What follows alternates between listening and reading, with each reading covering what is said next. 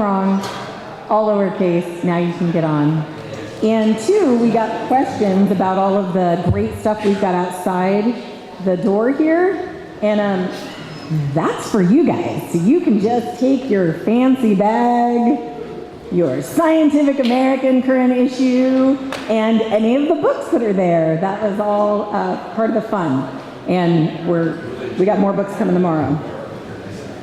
So I'm going to bring up our next speaker, Carson Kahn, who is the founder and CTO of Volley.com, and he's been working at the frontiers of learning science, technology, data science, and design for over a decade. And so without hesitation, he's new to our community. Let's welcome him aboard.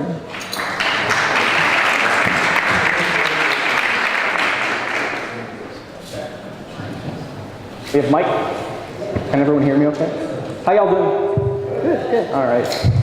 I apologize. I'm actually a little bit under the weather today, so if I need to sit down, please excuse me. We actually have something in common because you don't know what I'm going to say and I don't either, so at least we're on the same page. Thank you all for coming again and sticking with us through the break here. Again, my name is Carson.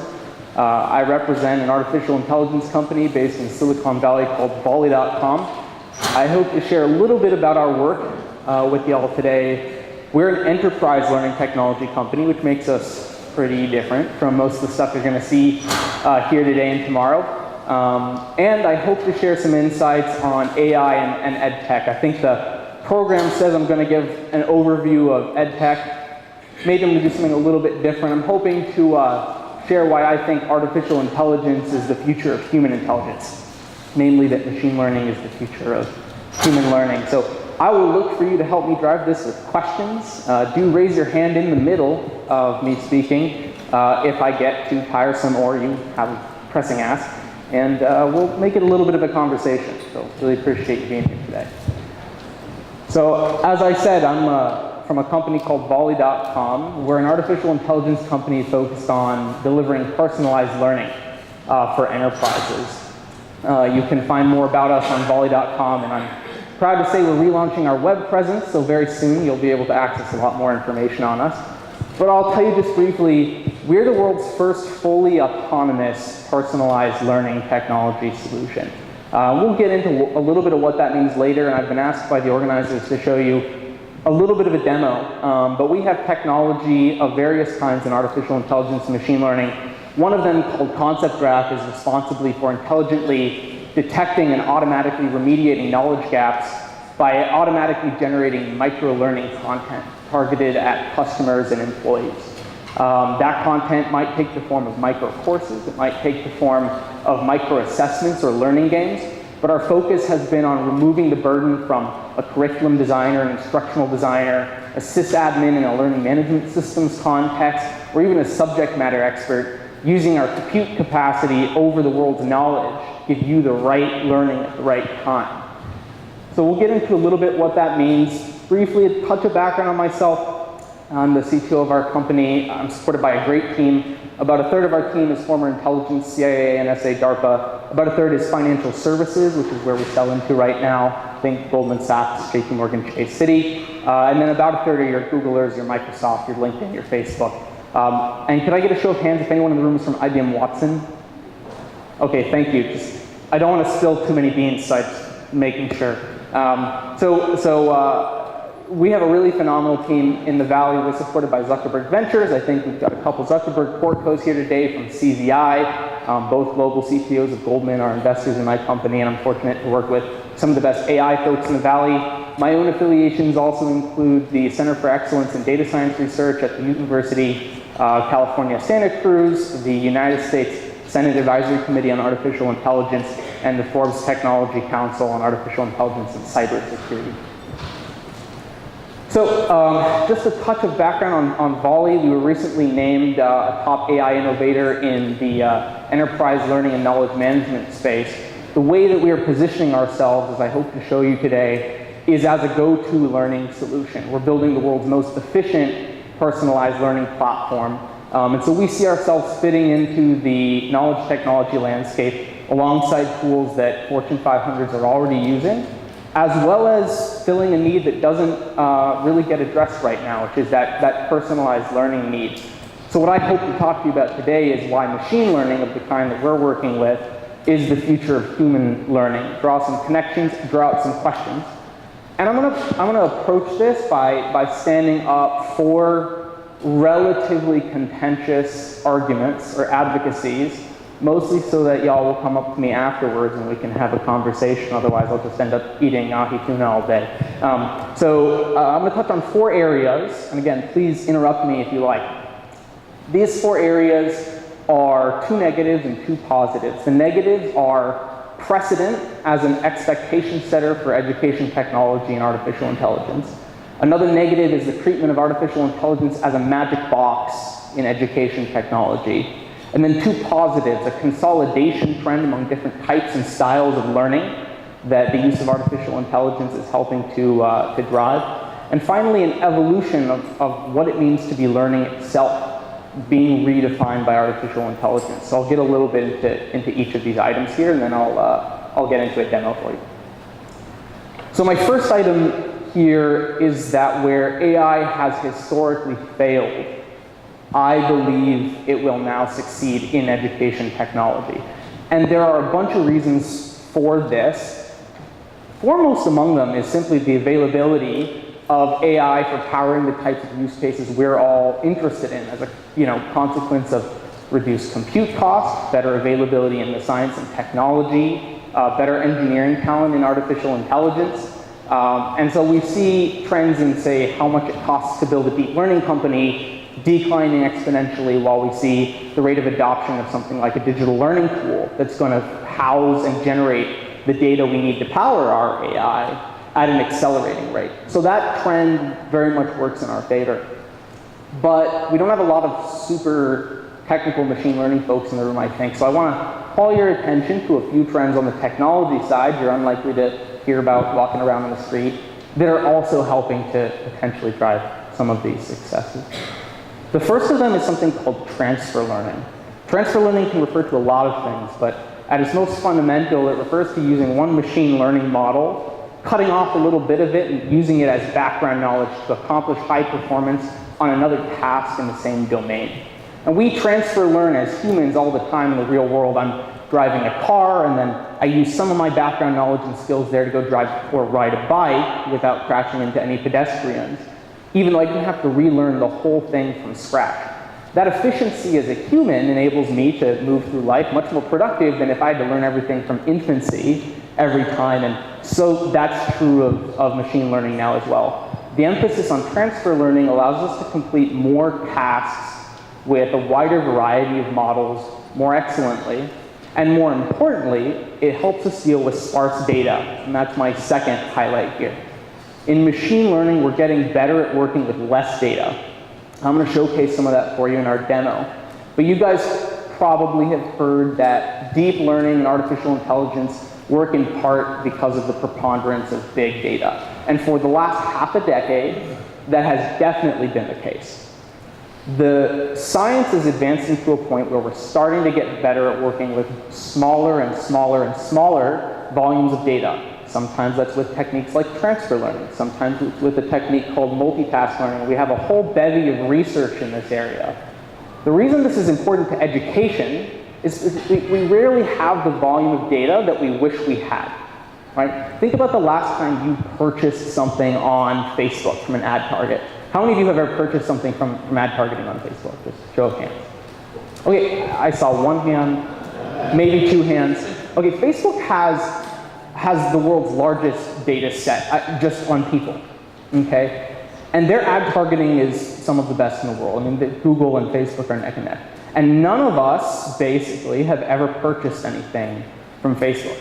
So even with this wealth, this preponderance of content data, of psychometric and behaviorist data, Facebook is not effectively able to get a couple hundred people, to get 1 or 2 of us to purchase a product. That's how hard mind reading with machine learning is. So let's not mind read. Let's figure out ways to work with smaller volumes of content-oriented data, do our personalization on the content and context bases before we try to get to the psychometric and the behaviorist side of things. And we will worry less about having billions and billions of users worth of data, which to this point has made totally intractable a lot of the personalized learning that everyone in this room wishes had come to fruition 20 years ago. So the small data facility is another aspect of improvements in machine learning that's going to drive AI's success in edtech where it maybe hasn't before. My second argument for you is that AI is not a magic box. It can be understood, and more importantly, it deserves to be understood. Now, a lot of us in this room have heterogeneous backgrounds. Most of us here are not technologists or mathematicians. How are we going to understand something so complicated, so obscure, and something which, as you'll hear every scientist working in the field say, we don't even fully understand all the time how it works? Well, the most fundamental answer has to be that we must come together with a common language to discuss the things we do understand, and we do know, and we do care about as educators, to figure out how we can put AI in place in the classroom, outside of the classroom, in the enterprise, on the phone, on the computer, wherever the learner might live. We want to help them with artificial intelligence, especially with personalized learning. So we're going to have to talk about it. And it's not enough anymore just to know the buzzwords, because some of those buzzwords don't apply anymore. Big data, for instance, does not necessarily apply anymore. Deep learning is not a hat trick, nor is it a magic box. We can begin to understand what types of machine learning and AI are useful in what scenarios and try to apply them there. And so as educators, as administrators, as purchasers in the enterprise, when we're considering an AI solution, we can ask ourselves, if we have that vernacular, does this seem like the right fit for my problem? Because I think a lot of us have been frustrated over the last 10 to 20 years by how we apply AI to the wrong things. We disenfranchise stakeholders because it wasn't that useful, or in fact it was counterproductive, and we're doing things largely the same way we were 10 years ago, before Web 2.0. You guys all remember the EdTech conferences where that was the big rage, right? That's still where we're at, right? We will be talking more and more about AI if we take the little bit of extra effort it's going to take to talk about it as fluently and as often and as articulately as we talked about Web 2.0 and blogs and vlogs. You guys remember all this? At the time, those words felt so foreign. And not all of us know how a web server works to power a blog, but we know what it's good for. And a lot of AI can be approached the same way. We can learn what it's good for, and we can learn to speak with our colleagues about it. So AI is not a magic box. It deserves to be understood by any education stakeholder seeking to bring it into their learning environment. Now we have a couple positive trends, and this one in particular is going to dovetail with the demo that I show you. But AI is going to drive, in my opinion, a consolidation of academic, of professional, and of casual learning. And there are a lot of reasons for that, but let me walk you through an example that precedes the demo I'll show you a little bit later. So here on the screen I have sources illustrative of pedagogical information on the web. We've got OERs, or open educational resources, on the top. In the middle, we've got private companies and projects, and at the bottom, curricular sources. The one in the lower right, for those who aren't familiar, is India's NCERT. About 225 million English language learners working on a state-mandated textbook corpus in that curriculum. So a lot of information there, but it's different from Common Core. The concept graph technology that Volley has been developing, which I'll get into later, learns to identify the pedagogically salient information from each of these sources and interpolate it computationally and order it computationally, so as to automatically understand that in a certain context, glycolysis is a prerequisite to photosynthesis, et cetera, et cetera, et cetera. And then we can make personalized learning decisions once we have that level of knowledge understanding. What we're not doing is sitting a subject matter expert down and saying, figure this out. We're using the data that exists already and teaching a computer to learn from that, and then in turn to teach. What that means is that I am not limited to open educational resources. I'm not limited to curricular sources. So in the enterprise, Volley has transferred the same type of concept graph technology to learning from the cyber risk threat landscape, the operational risk mitigation strategy of financial services firms, the product and service landscape of our financial services firms, those of their customers, and to deliver personalized learning based on what we call the latent pedagogy present in all of that information. And we can do that for cybersecurity, for fraud, for risk, for business process management. And we can do that because just like we have open educational resources, just like we have encyclopedias, curricula, we also have structured and unstructured information in the enterprise. So if we can take artificial intelligence to generate models that power personalized learning in one area, say academic learning, we can do the same in enterprise or vice versa, and the same will apply to casual learning. So as technology like machine learning for natural language understanding and machine comprehension help to automate the process of delivering learning content, there will be less of a need to differentiate between what was a formal academic subject area and what you were learning for work and what you were learning on your own time. Because we all know the content is ubiquitous, that's been said several times today. So too will be the technology to help you learn that as quickly as possible. And at that point, the brick and mortar walls and the old silos just don't matter that much anymore. Finally,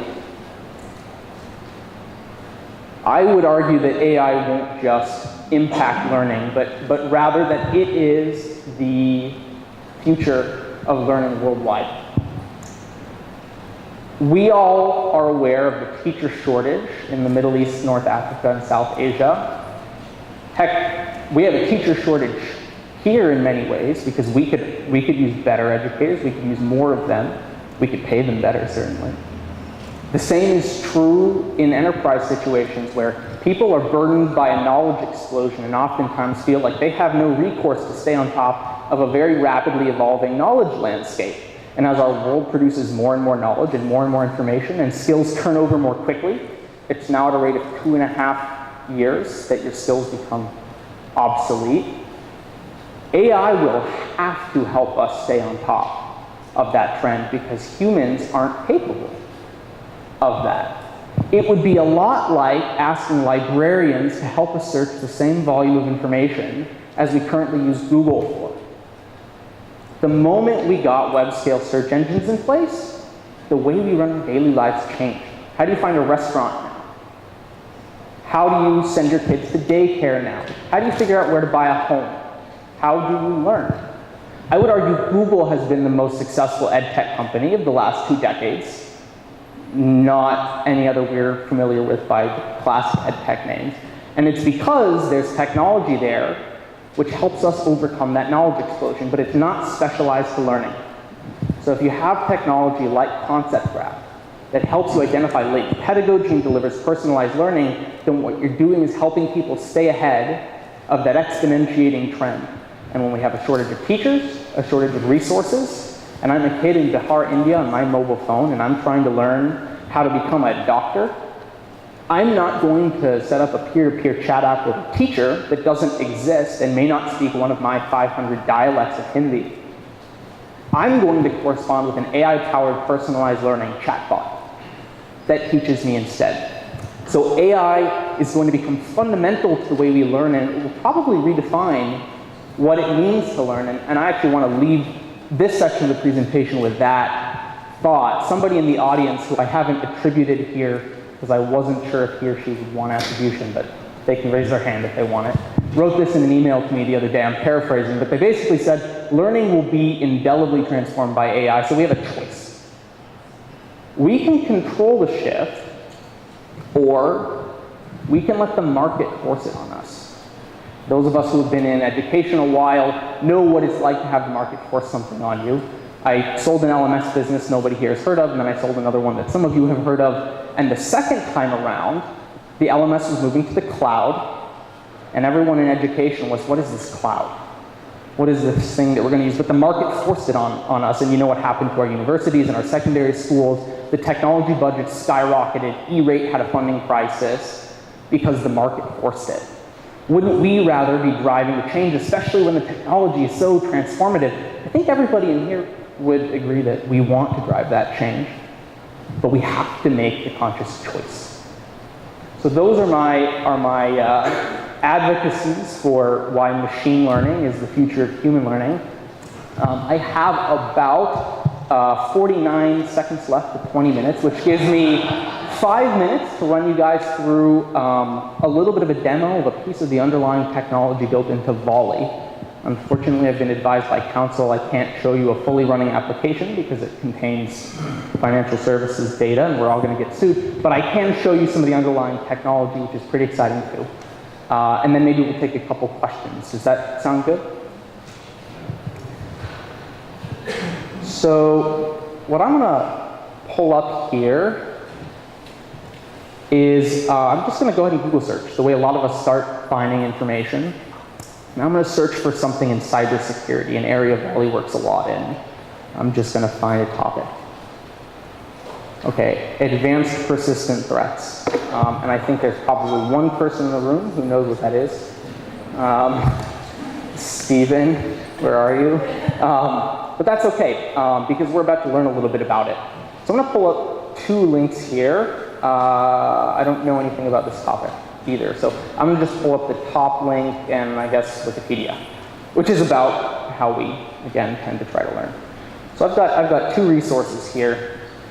This one that's loading up here is from a site called TechTarget. It looks pretty in-depth, intrusion detection systems and IDS. And then Wikipedia is Wikipedia. So I'm going to start a little bit of a thing here and ingest this resource at a threshold of 0.8. This generates a quick little summary of this resource that I can use to micro-learn from. I'm going to pop that in the concept graph modeler here, if this is still running. It is. And induce a concept graph. Now, usually we work with gigabytes and gigabytes of data. Here I'm working with this tiny little bit of data that I extracted automatically from a complicated resource. What we're getting here is a concept graph of things that Volley has detected to be pedagogically salient to me, given my personalized learning setting, which I've already loaded into the computer, and all of the possible personalized learning pathways through these. So an instructional designer didn't have to sit down in an application like Newton and define a branching tree, or first do this, and if you get that right, you go here, and then you do this. Instead, Volley has detected automatically 372 possible learning pathways, and some of the pedagogical relationships between important concepts in this tiny little bit of text, again, sparse data. So I just isolated this topic matrix here, and I'm noticing that the principle of access is connected to the principle of phishing. Steven, is that right? Is that something I want to learn about? All right, so I'm getting confirmation that that's right. So, oh, yeah, Steven's our resident cybersecurity expert in the room. So thank you for your help, Steven. So here's what I'm going to do. Now that we have induced even this very small concept graph, not like this, trillions of nodes one I was showing you before, we're going to come over to a resource we've never seen before. The sort of thing a student has a lot of trouble learning with because, let's face it, folks, Wikipedia is an encyclopedia, not a pedagogical resource. And I'm going to actually go to something related to advanced persistent threat, not even the same topic area. So I'm clicking a link. I'm ending up on botnet. We've never seen anything about botnets. Most of us here don't know anything about them. I'm going to click generate. Volley's going to use this concept graph and the machine learning and natural language understanding running in the background and generate a quick quiz that I don't know anything about that will help me learn about botnets, presumably, given the information we know about APTs. And then down here at the bottom, I'm getting awarded points and resources that will specifically help remediate the knowledge gaps detected in my course of taking that automatically generated quiz. No instructional designer has stepped into the system and said, here's a good resource. Here's something pedagogically valid. Here's a curriculum. Nobody has stepped into a system and defined an ontology or a taxonomy and said, here are the key terms, here are the acronyms, here's what they stand for, here's what they resolve to.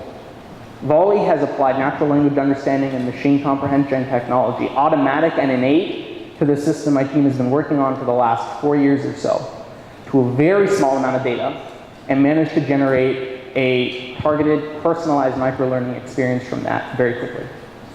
I'll paint the picture before I let us move to questions of what happens when Volley analyzes all of the internal knowledge and external knowledge and threat landscape surrounding a financial services firm.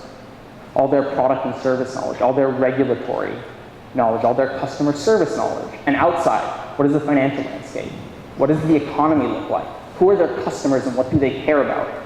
And when Volley has ingested and analyzed that structured and unstructured data as automatically as what we did here, Volley can generate a very coherent, very cohesive personalized learning experience that works for customers, works for employees, and is guaranteed to be pertinent to the specific operating and learning context of that firm. And that's something that to date, no technology has been able to do before.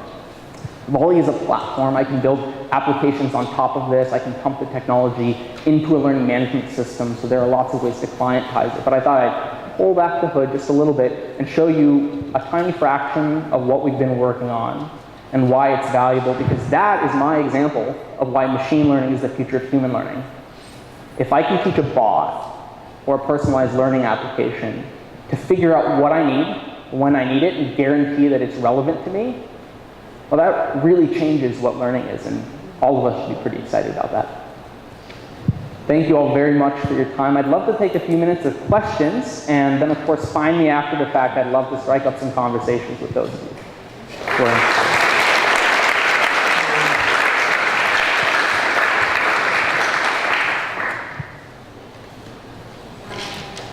Hang on. Okay. I have so many questions, but just just gonna ask kind of two. Okay, I noticed your company originally started with in K-12 or trying to help like high school students. Why did you all switch to enterprise? And then the second question with Volley, I noticed it was multiple choice questions. I know a lot of people here, especially in the STEM field, have been trying to cultivate answers that are more open-ended where students can put in their thoughts. Would technology be able to kind of respond in the same way to those kind of responses? That's a phenomenal question. Thank you for it. To address the first part, we did start in K-12 not as a business, but as a commercial and applied research firm, predominantly with our intelligence agency team members. What we were producing at that time was an augmented reality-powered application that let you take a picture of a textbook or homework, recognize the important stuff in that, made it very accessible to you, and gave you an inline search engine for no more than 5 resources that we were trying our best to guarantee would be relevant to what you needed to learn through an analysis of stuff like video closed captions. That, and here's the answer to your question, was a way for us to train our machine learning models, especially those responsible for something called knowledge graph induction and embedding, on gold standard pedagogical material. Textbooks, homeworks, K-12 and university resources, where the definition of a learning outcome is much clearer and we all agree upon the definitions of it part of the time, which is not the case in the enterprise, where the knowledge is not fundamentally pedagogical.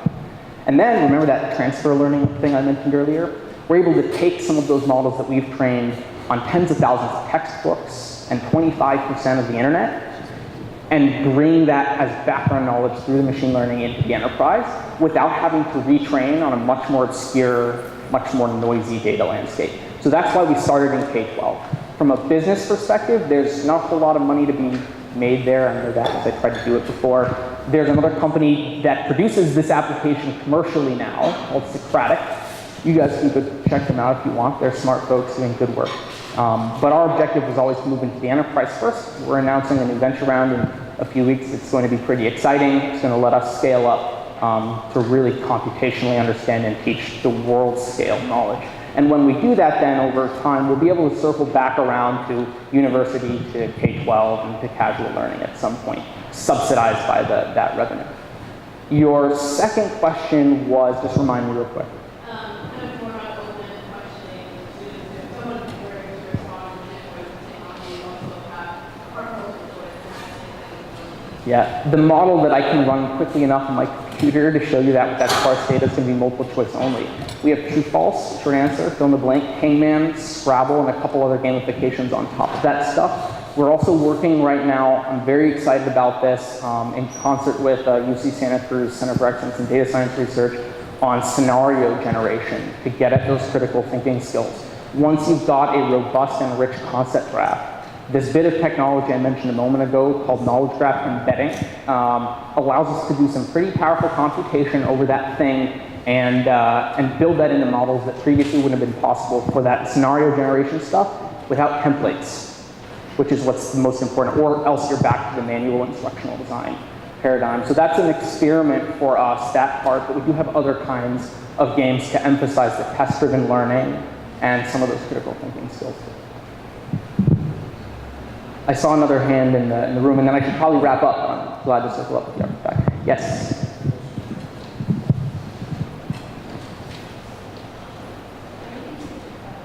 Thank you. So I like your point about AI not being a magic box very much. Yeah. But AI is not a magic box in another way. We often think that AI is going Could you to speak up just a little bit? Sure. Okay. Never been accused of being low earlier, so yeah. You are right, AI is not a magic box. In another sense also, there is a lot of hype about AI right now, and so we sometimes tend to think that AI as a technology is going to solve all the problems in education. But education is a very complex issue involving cognition, learning, social sciences, cultural sciences, and it's going to be a hard slog before we are able to make the kind of impact we want to make. Absolutely. It's not magic in that sense also. I love the point that you raise, and I'll touch very briefly on a response to it. Anyone taking AI seriously now in education or otherwise should be paying particular attention to the way that design principles change when you're layering UI and UX over an AI-powered application. Because conventional design standards are meant to help you figure out what to trigger. AI predominantly focuses on doing things for you, so you don't have to worry about them. Some of that we want to intentionally hide, and some of it we don't. Sometimes we don't want you to know that the answer isn't with full confidence because it's fundamentally inferential, and sometimes we do. Sometimes the interface is going to lie to you. So the whole paradigm around design, which is where we see a lot of the social scientific aspects of incorporating AI in edtech start to creep out into the human and the tangible piece, change completely when we're deploying AI-powered applications. So we hired an Apple Design Award winner to our team to focus solely on that problem. And the results so far have been very promising, but I think neither our company nor any other, save potentially Google, is really there yet in terms of nailing what AI-powered applications should look and feel like. Were we going to stop, or were we going to do one more question? Okay. The plan is much like what Mariette was doing, which is we'll go through a series of talks and then sit up here and kind of cross-pollinate with questions. So you'll get access. Thank you all so much. Carson again. Thank you. That was great.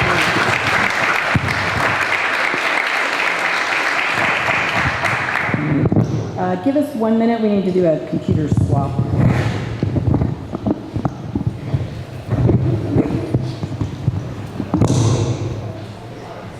Yeah, sure. One more question while they swap. That's a great question, and I'll speak up too. So the question was, what is our delivery system, and as we scale up, what will that continue to look like? So Volley has focused on building the underlying technology platform, and with APIs, we are able to feed that in any delivery system or application we would like. Because we've got a lot of learning systems experience in our team, we're often behaviorizing the automatically generated micro-learning content through something like an LMS. What I could show you today, but I'm happy to show those who may or may not approach me individually after the fact, is a mobile app example of something powered automatically by Volley and financial services. When you focus on the platform, it really opens up those possibilities a lot. So as we scale, we don't seek to limit that. We seek to power more kinds of experiences that don't exist.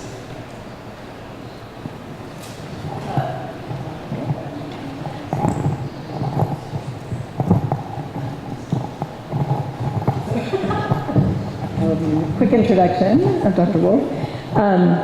We've got coming up here Dr. Beverly Wolf from UMass Amherst.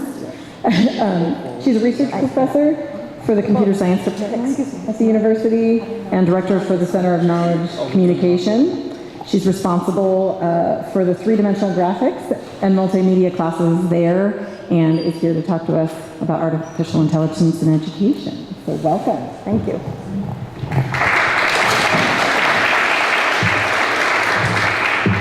Thank you, and thank you very much for inviting me. I thought I would start from the beginning and say what AI can do for education.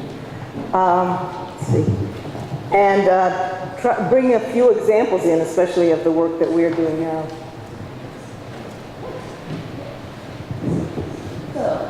This is what we all think of the normal, typical education.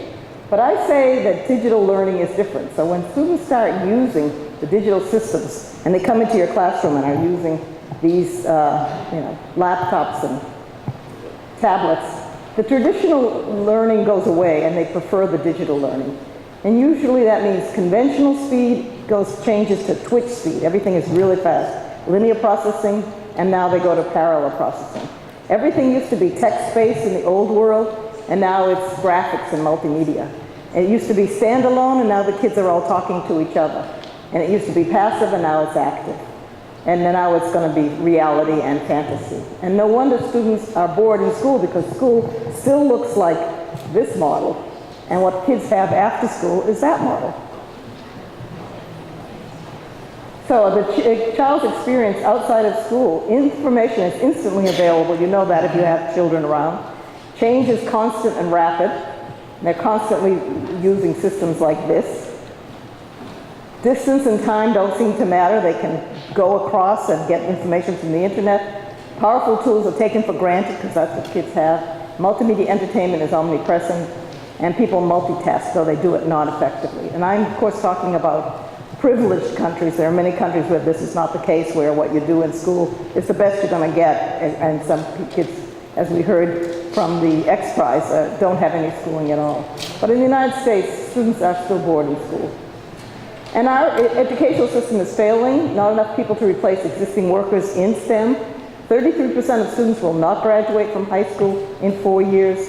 21st century skills are not being taught. Problem solving, dynamic thinking. And technology is not fully integrated, and teachers and schools lack resources. So I'm sure I'm preaching to the choir. Everybody knows these things. Just thought I'd mention it. So what I'm going to talk about is intelligent tutors, that is using AI in education. And I'm going to show you 2 experiments that we've worked on. And then I'm going to talk about big data for education and some of the perils of using AI for education. Even though the previous speaker, I think, said big data doesn't apply in education, I think it applies tremendously. This is to define AI in education. It is software that uses AI technology, machine learning, natural language processing, to provide real-time personalized feedback to students. I don't know if some people want to disagree with that, but it seems to work. And it detects whether a student's reaction to a concept follows a pattern of misunderstanding and might have some information missing, and then the system can turn around and provide that information. And it can provide early warnings to teachers, etc. AI in education can provide personalized learning, and I'll try to explain how that's done. Real-time performance tracking. In other words, instead of waiting till the end of the semester or the end of the chapter to give a one exam grade, these systems now can give results every second that the student is using the system. You know, he was being careless now, or he answered quickly, or he ran on to the next problem, or he's actually solved it on first and he's really got it. So evaluation is not now teach and then stop all teaching and evaluate, but it's rather evaluate all the time while someone's online. And digital learning has the ability to change and customize learning content to suit the needs of the learner. This happens to be a first humanoid robot to be adopted in Japanese homes. And there are many other such systems that are being adopted. Now these are some actual results, and the results are from Kulik and Fletcher, and it's very recent, which is that the conventional teaching, that is the classroom and the teacher, with the exception of the great speaker we had here, Brian. We don't have to put him in this class. But mostly the average grade, as you can see, is around a C. And then mastery learning, and I won't go into that, is something else. But one-on-one tutoring can move a child up to 2 sigma. So if you have a whole class where they're getting a spread like that, a distribution of grades that is all around C, you can move them up to everyone getting a B+ or an A just by having one-on-one tutoring. And it turns out that artificial intelligence used in education now can do the same thing, can move everybody up to 2 sigma improvement. I don't know if you've heard that because it hasn't actually happened until recently. So it moves you from 0.66 standard deviations over conventional levels, or from what would be approximately a C grade to a B grade. These studies were carried out in 9 different countries on 4 continents, and they show all the same improvement. And if the AI-enabled robots can help teach, then educators can focus on more complex topics and move ahead and deal with important problems. So I'm going to talk about one intelligent tutor built at UMass and WPI. It is intelligent, and I can explain how it's intelligent. Right now it has multiple choice, but that has been changed already to students can input small, short answer questions, and those can be evaluated. But here's the problem. And then there's a little character here that can speak to the student and talk with them. And this is meant for grades 5 through 12. And the student can go and get the problem will be read to them. They can ask for hints, etc. They can look at examples, look at videos, etc.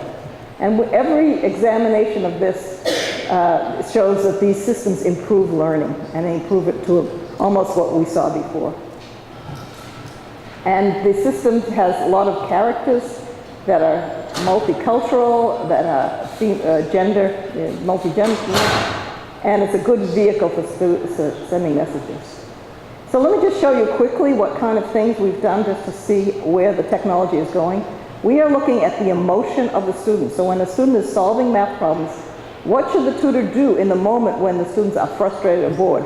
I'm not going to go into details, but we used to bring in sensors into the classroom and detect through a vision sensor and through seats in the chairs to see what emotion a child had. Like if you're learning and turning away and your head is down and you're frowning, we think you're frustrated or you're not engaged.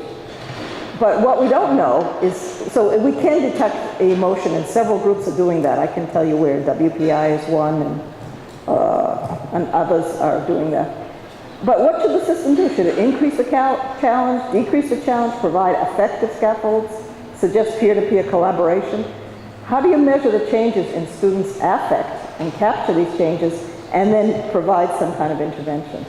And so what we did was to study and put in sentences that look a little bit like this. Did you know that when we learn, something in our brain actually changes? It forms new connections inside that help us solve problems. So we call that, it's actually from Carol Dweck, and it's called Mastery Growth Learning. And we have about 50 such comments that the system makes to the student. We found positive results with that, with putting in those messages. And students who believe that intelligence can be increased tend to seek out academic challenges. And there's another person who also does this kind of work. And what we found is that low confidence can diminish success, etc. And Goldman talks a lot about emotional intelligence, etc. But let me show you, these are the 3 types of sentences we put in. One was growth mindset, what I just talked about. Did you know when we practice our skills, our brain grows and gets stronger? We also put in these sentences. Don't you sometimes get frustrated? I know I do. Then there are these typical sentences that a lot of systems have. Very good, we got another one right. Turns out when students see this, they get anxious, they turn off, they get disengaged. When they see these kind of sentences, they improve, and their statement about their interest in math actually goes up. So that's in summary. And what's interesting from that study was if you receive these success failure messages, they make more mistakes and they seem to be less learning oriented, and said they were more confused when they heard, yes, this is right, no, this is wrong. Okay, and that's some more. And this is more about why learning is impacted by emotion. So the next study we did was to look at collaboration. Specifically, we looked at peer-to-peer. That is, you're sitting next to someone and you're each working on your system, and then we asked people to turn around and work with your partner. Peer-to-peer, face-to-face collaboration with a neighboring student.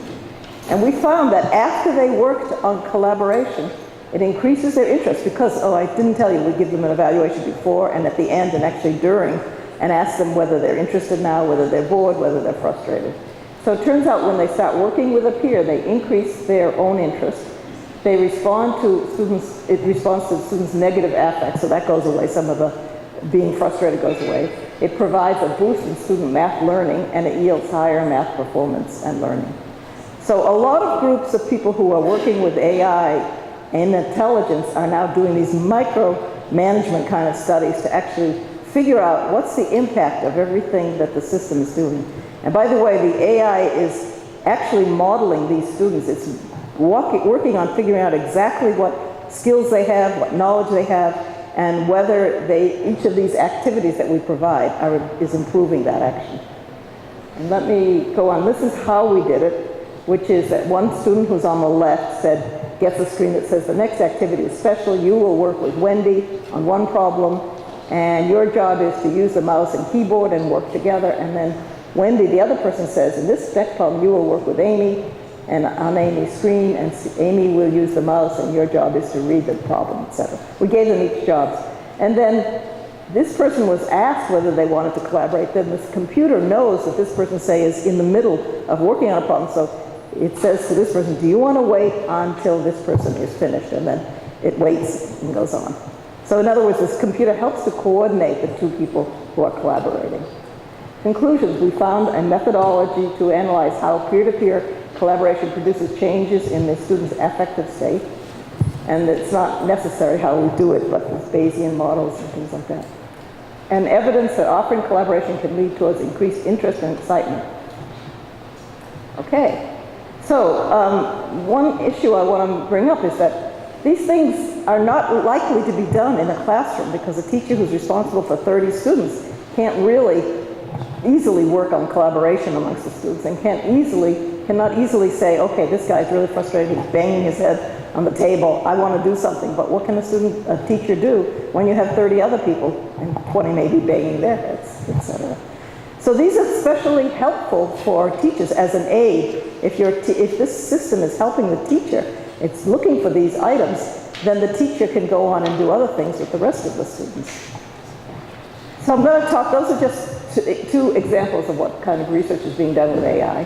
Then I'm going to talk now about big data in education and show you the kind of data that we're talking about. And then I'll talk a little bit about the ethics of AI in education and the issues that we have to look out for. So why is big data useful? And does anyone know what big data in education looks like? Anyone? You must know. Someone here told me they work on data analysis at Macmillan. They know what it looks like. Okay, I'll show you. So what we found is that big data addresses deep and varied challenges. It helps us find education's wicked problems. In other words, there are definite performance gaps, we've heard this before, that produce cycles of underachievement, and cultural racial differences. Can we detect who has these issues and why? Can we identify children with similar learning difficulties, and can we find successful strategies and gender differences? And the big data also blurs the boundary between teaching and research in education. In other words, when we use this data, we can start figuring out what questions to ask in terms of research. This is an example of what I mean by big data. We are looking at a student's ID. We have been asking them while they're on the system, are you excited? Are you interested? Can you explain why you're excited? This person said, I'm interested. And then he or she typed, it's okay. And then this person said, I'm excited. And then he or she typed, because I actually am feeling as though I'm learning, because math is my favorite subject. I am kind of excited because I am provided a lot of tools that can help me. I have been doing better too. And then someone else says this is too hard. And it's too hard. When people want to learn, they want to at least have fun while learning. So this is not giving me enough fun. It is interesting solving new problems. I am not feeling excited because math is not fun, etc. Okay, so we have all these. Kids are typing it in because we ask them, are you interested, are you excited? And then we ask them to type in what the reason is. And we can evaluate this because we can do natural language processing. And we can do it at the same moment that we have a record of what they have been doing. In other words, did they solve a lot of problems correctly on first? Are they just guessing? Are they just clicking and going through problems? Or are they asking for all the hints so that they can get hints and maybe get the answers? Okay. And this is, again, more data, but let's see what the reason here. And this is also, it's the same system, so it's the same kind of data. So we have gigabytes of data like this.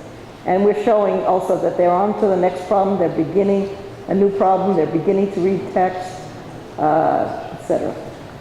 They begin drawing. And then we have a few other things, like when the time lapse and how many problems they ask for, and some more of the same, their excitement, their statements, etc. So you can get the picture that we're talking, there's actually timestamps, so we're at 4, I don't know. But we're talking seconds going by, these are seconds. When they gave these messages, etc., when they started, when they rounded. So we're talking every second we can detect what their mood is and what they're doing. So it's, again, not like you wait till the end of a chapter or you wait till the end of the semester and you give an exam. But we're figuring this out every second while the child is working, and this can go on for weeks. And then here's some more, I'm not sure. Because I'm good at math, but it isn't really fun for me.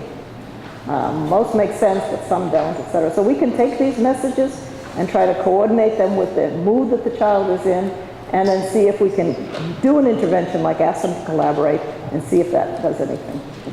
This is the same thing. This is also educational data, but it's visual data. And it's people solving problems. I don't know if you've heard of code.org. So it's a system where there's code given out. It's actually one day a year. Millions of children are using it, actually 1 million users.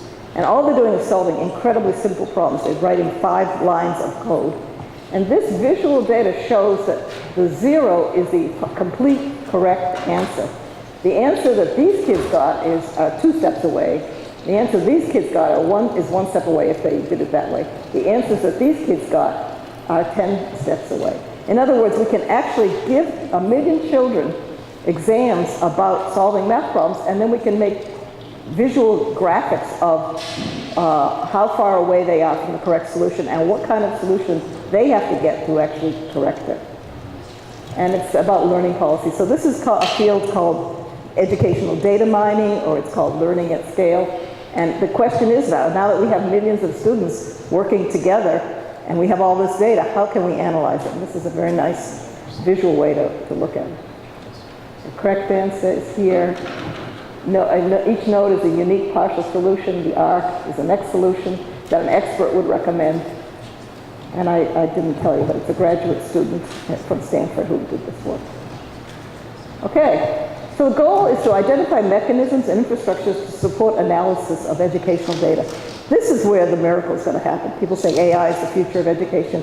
I believe it's going to happen in this area. We can analyze student behavior quickly and in real time. Sorry.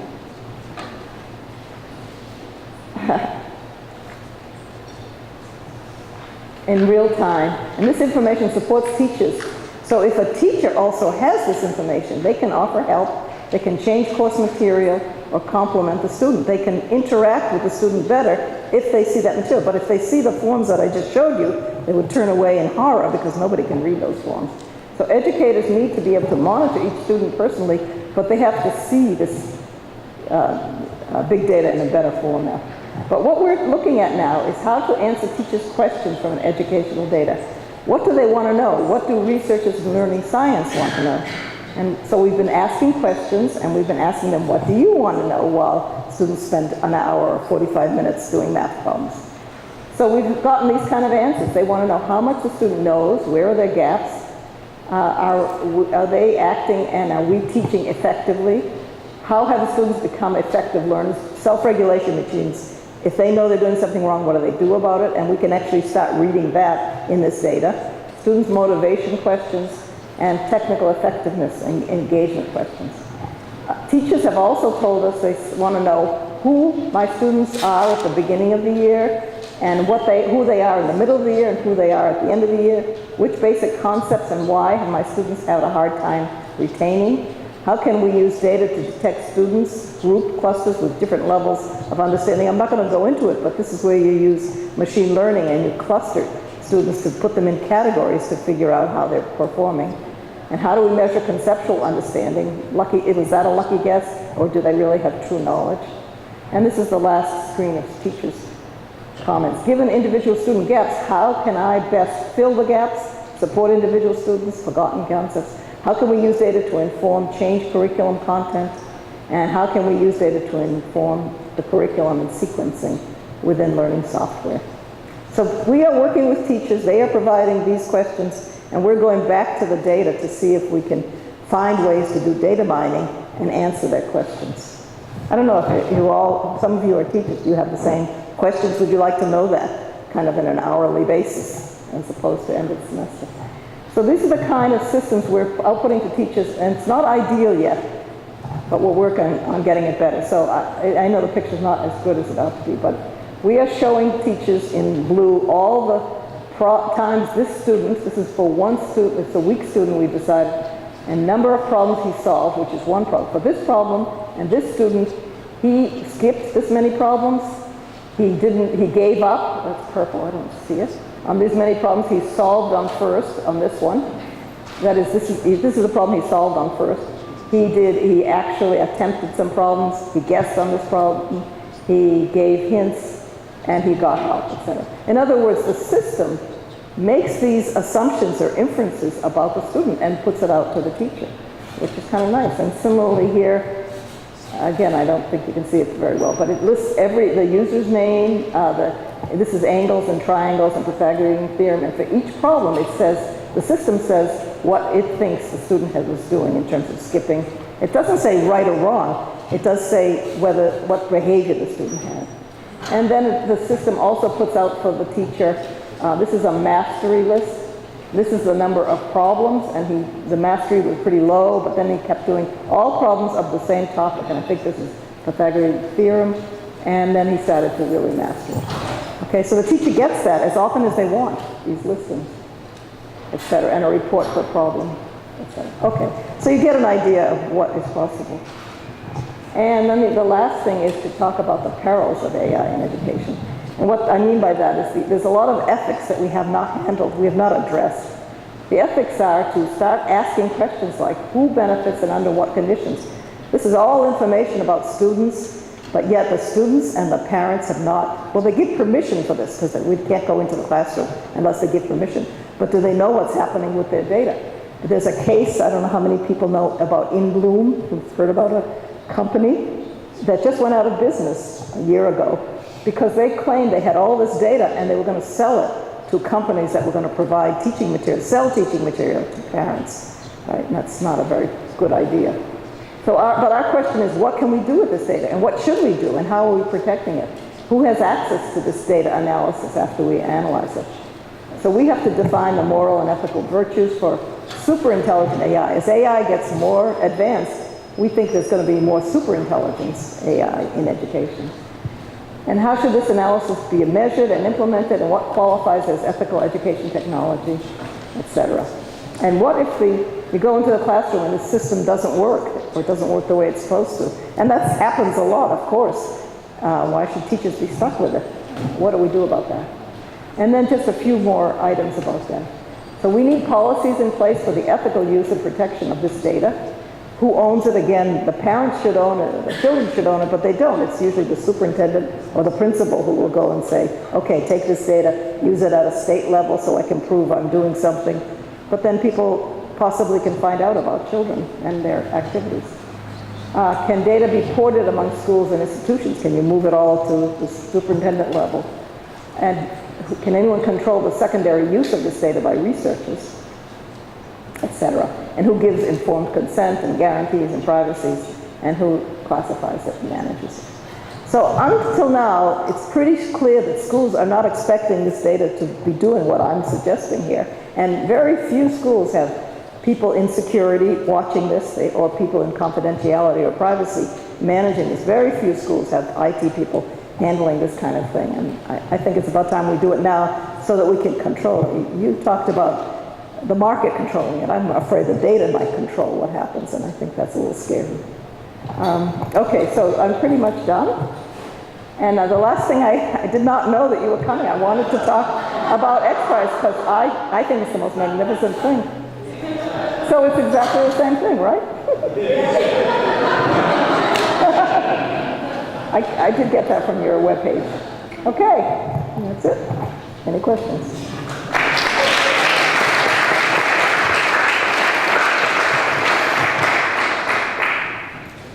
So I guess I take a question. There's one question here. And then we'll come back and do it later, yes.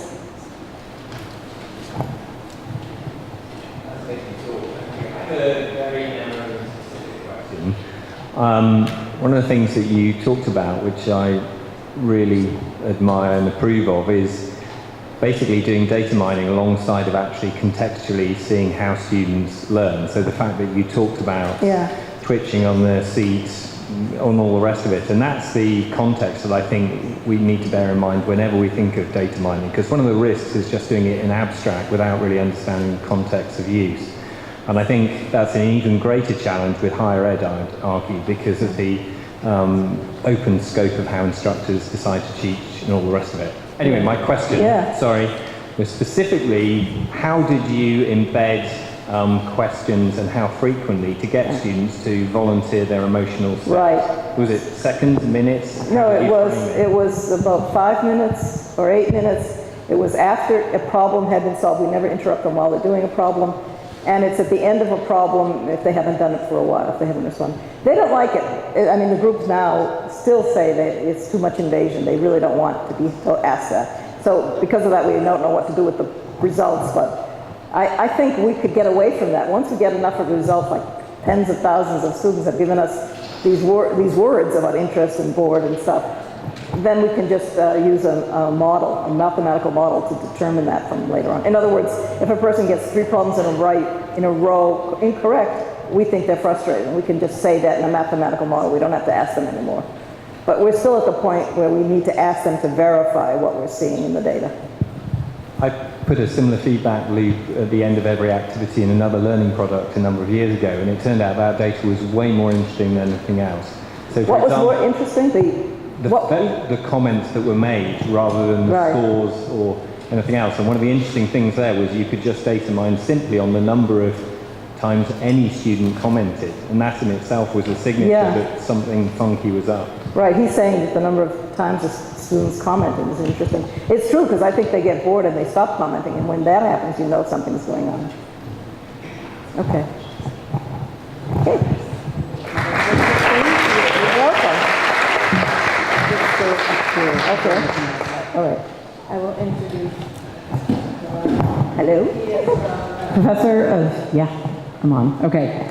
Computer science at the Georgia Institute of Technology, and editor-in-chief in AAAI, is that the right way to say it? AI magazine. And we're gonna learn about a little thing that he did called Jill.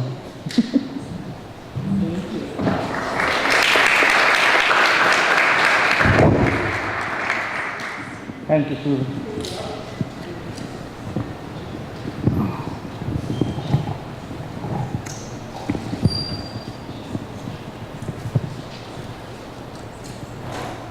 That's my talk?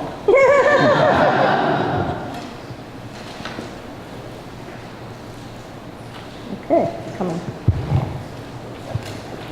Am I doing something wrong here? No, it's on. Oh, okay.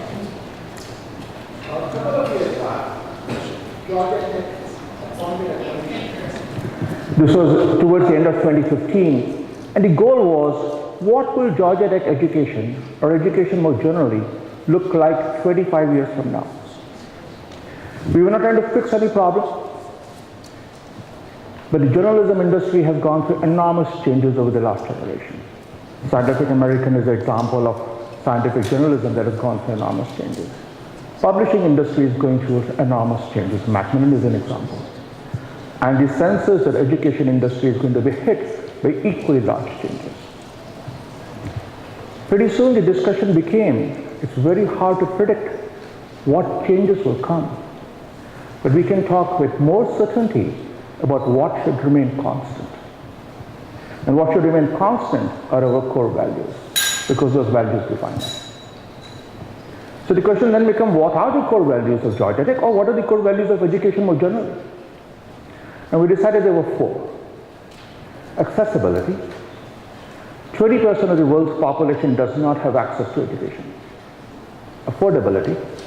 Another 20% has access but cannot afford it. Achievability. Another 20% can afford it but does not have the right kind of teaching assistants or teachers to help them succeed. and excellence. Another 20% have access to teachers, but not necessarily excellent teachers. That's about 80% of the world population. So I think the goal of artificial intelligence should be in the service of humans to make education accessible, affordable, achievable, and excellent. And I'll share a couple of experiments with you, which are sort of small steps towards it. In 2014, Georgia Tech started an online Masters of Science and Computer Science program. This, insofar as I know, this is the first program of its kind in the world, being offered by a leading university in computer science at a master's level. The courses actually lead to a master's degree. And the claim is that the quality of learning in this master's program is so good that the diploma doesn't say online anywhere. So if you are an employer of a graduate from the online OMSCS program, then insofar as Georgia Tech is concerned, you are hiring a Georgia Tech graduate, whether he or she is from residential program or online program doesn't make a difference. As part of this program, David Joyner and I brought up a course on knowledge-based artificial intelligence. This happens to be a fairly successful course. About 3,000 students have taken it so far. Every semester, about 400, 500 students take it. They talk to each other. The virtual classroom is a discussion forum. The discussion forum looks a little bit like this. A student can post a message. There are a number of TAs, the TAs, teaching assistants, the teaching assistants can answer it. But what happened was that we got lots of posts. We were overwhelmed by the number of posts. In a typical semester, we might get 10,000 posts or 12,000 posts. And we were answering all the time questions 24/7 because this is a distributed population all across the world, asking us questions after questions, making comments after comments. We were overwhelmed. And we found that we were answering all the routine questions, all the questions like, what do I do about this? When is this deadline due? We were not really engaging in the creative questions that we should be engaging in. That's the role of the teacher, but we're just addressing the routine questions. So you can see some the total number of contributions in fall 2016 was of the order of 12,000 posts. So we thought that perhaps we could find an AI solution to this problem.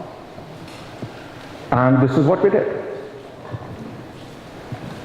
Although the questions vary, the questions are asked every semester, we thought that we could create an AI agent that could automatically answer questions. Although the questions are the same, the form changes. So in one semester, somebody might say, how in-depth do you want a report to be? In another semester, somebody might say, how can you supply decent detail in 1,000 words? So the AI agent must now understand these questions are all referring to the same thing, just like a human teacher might. So this is what we did, going back to the big data that Beverly was talking about. We had already taught this class several times, so we had access to all the questions, all the posts that students had put, and all the answers that the human TAs had given. So we sat down, initially by hand, and made a classification of all the questions. So these are question-answer pairs, and we're making a categorization of all of them. So here is category 1, 2, 3. I've shown you just 3 categories, but the actual number of categories is more than 100.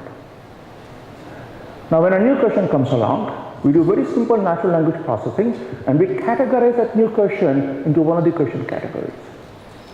For every question category, we already know the answers that human TAs had given in previous semesters. So now, the TA categorizes it and picks an answer. And the answer that is picked is given only if the confidence value is 97%. And the reason it's given only with very high confidence value is because if a student says, will there be a final in the exam? And the TA says, no, don't worry, no final, you can see all kinds of problems occurring. So we calculate confidence value by looking at the overlap between the words in the answer and the words in the question. If there are more than one answer available for a particular question, then we might use a particular answer based on various kind of factors like recency and frequency. And so given this particular thing, we actually introduced a TA called Jill Watson. Jill Watson was an AI TA, and we did not tell the students that Jill Watson was an AI. And so far as they are concerned, Jill Watson is just another TA. This is a list of all the TAs, human and AI. Students post questions in the actual forum. They are scraped. They are sent to Jill Watson, which is somewhere in the crowd. If she can find an answer, gives an answer, posts it on the forum. Initially, she was giving wrong answers. So here is a question somebody posted: what is the allowed maximum running time? The question really is about how efficient the program needs to be. And she gives an answer about the level of description at which you can define or describe a program. This is not a good answer. But as more and more questions came and more answers were given, we kept on training Jill Watson. Over time, her performance improved. And she started giving correct answers. This is a correct answer. This is the kind of question she answers. Technical questions, routine questions, frequently asked questions. So you don't have to worry about all the details here. Some of the details are specific to computer science, but she gives a correct answer, relieving the teachers of the responsibility of dealing with routine questions like this. There is another example of so Pillow is a kind of library that occurs in a programming language called Python. You don't have to worry about the details here. Again, Jill Watson automatically is giving the correct answer. So this is an example of AI in action. And I can tell you that even as we talk right now, Jill Watson is operational. There is the same class going on. There are 400 students right now. For all I know, somebody just asked a question. Since I started talking, Jill Watson already gave an answer. Here are two question answer pairs. One was given by a human TA. The other was given by Jill Watson. A question for you. Is the question answer pair by Jill Watson on the left or the right? How many people think the one on the left is by Jill Watson?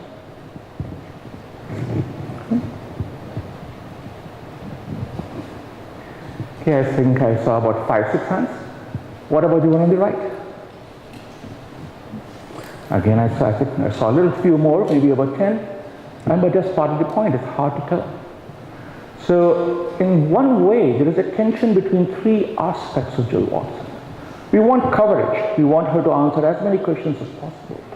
We want precision. We want the answers to be correct. And we want authenticity. We want her answers to be so authentic that it's hard to distinguish whether it's an AI or a human being giving the answer. In this particular case, actually, the one on the left is by Jill Watson. But in truth, they are both by humans, because Jill Watson is simply finding an answer that a previous human given in a previous semester and plucking it and giving the answer. That's why it looks so authentic. Excuse me. Her answers, Jill Watson's answers, are not always 100% accurate. In this case, somebody asked a question. This was in the context of some assignment, and her answer used the word design. And so a student a human TA had to intervene to explain it.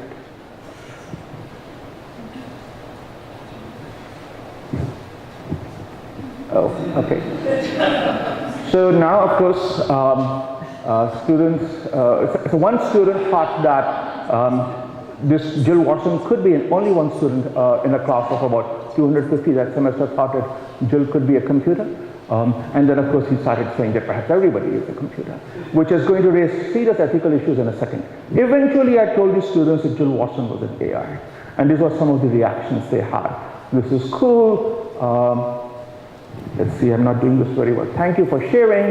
This is incredibly interesting to me. Somebody wanted to start his own company to make money off Jill Watson.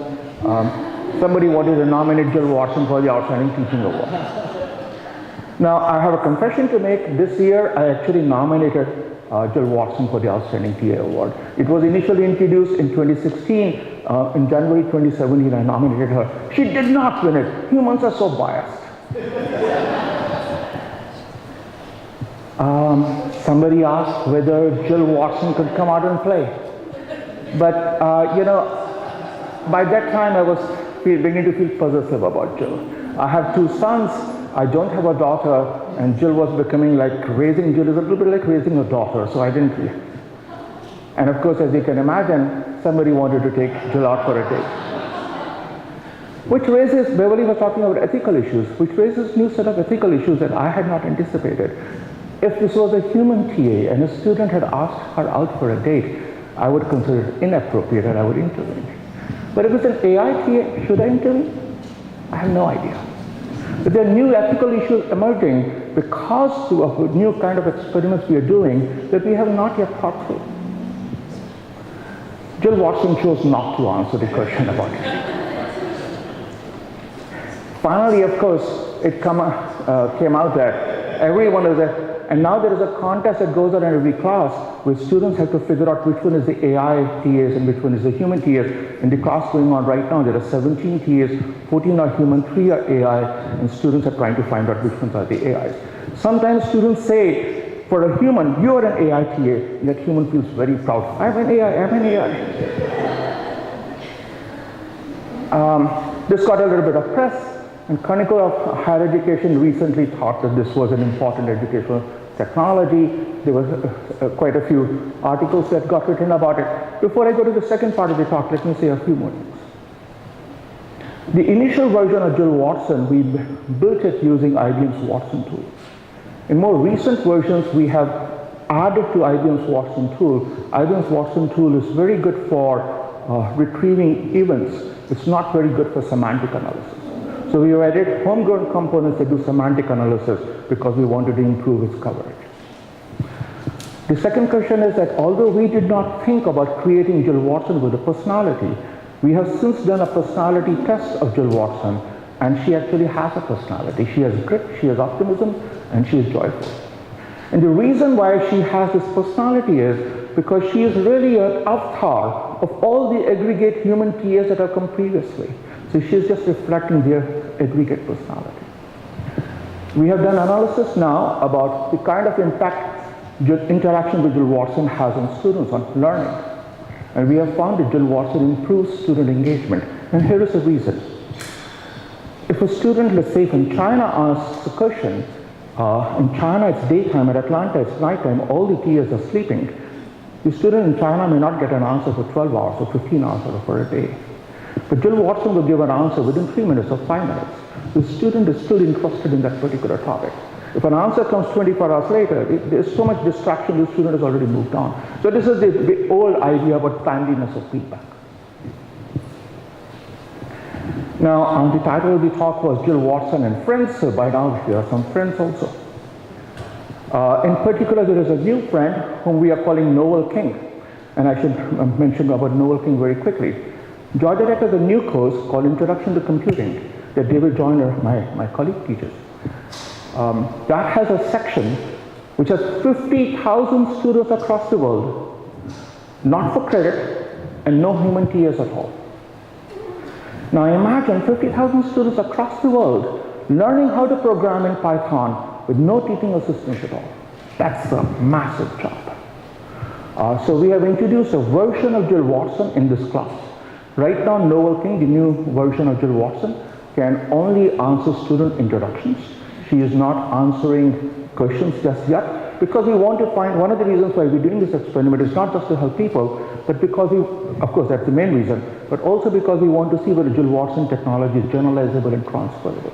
If it is generalizable and transferable, then perhaps we can write scripts and then any teacher can build a Jill Watson for his or her course. Now, what we are doing in our lab beyond Jill Watson is that question answering is just one of the roles that human teachers play. Human teachers play a lot of different roles. I don't have an exhaustive list here, but certainly we provide access to information. And Carson was talking about access to information earlier.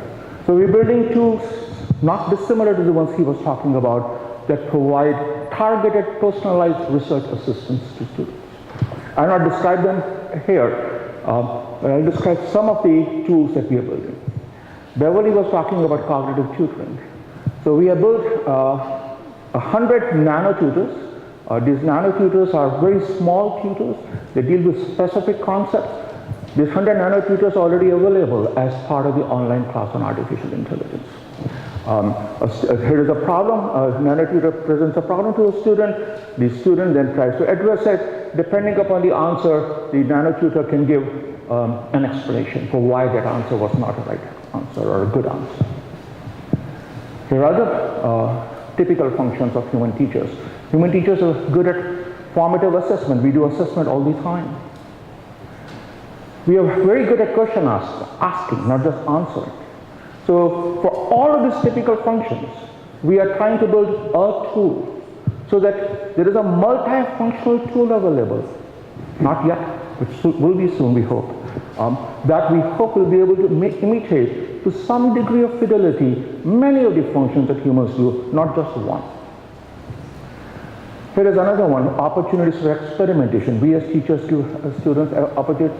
So here is a tool which allows students to construct models of some ecological phenomena. Why did a fish die in a particular pond?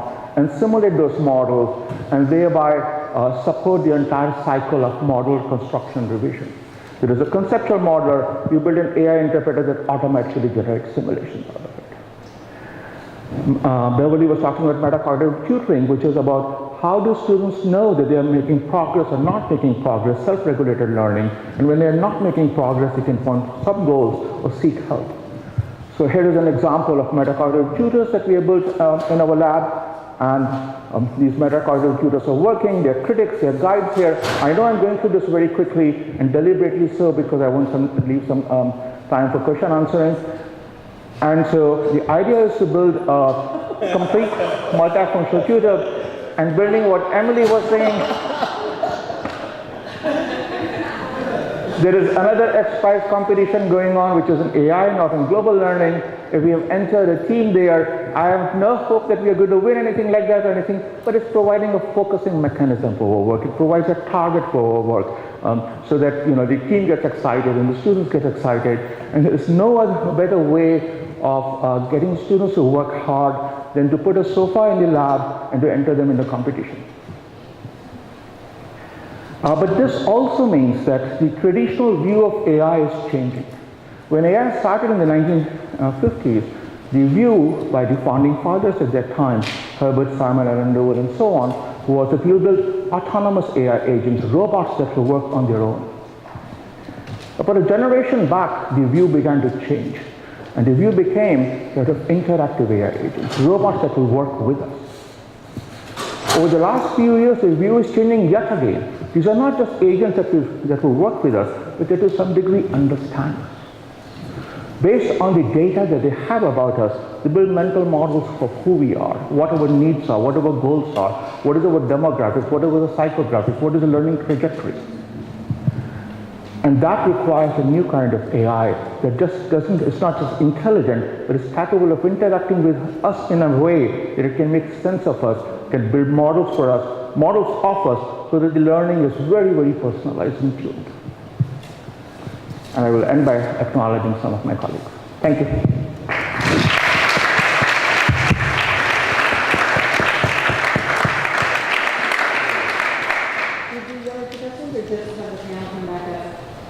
All together and ask the whole group? How's the time? Okay, we'll ask one question and then we'll... Thanks for the presentation. How do you compare contrast Jill Watson with Turing test? Yeah. Jill Watson has not passed the Turing test. Turing test, does everybody know about Turing test? The Turing test, okay, so I can explain it very briefly.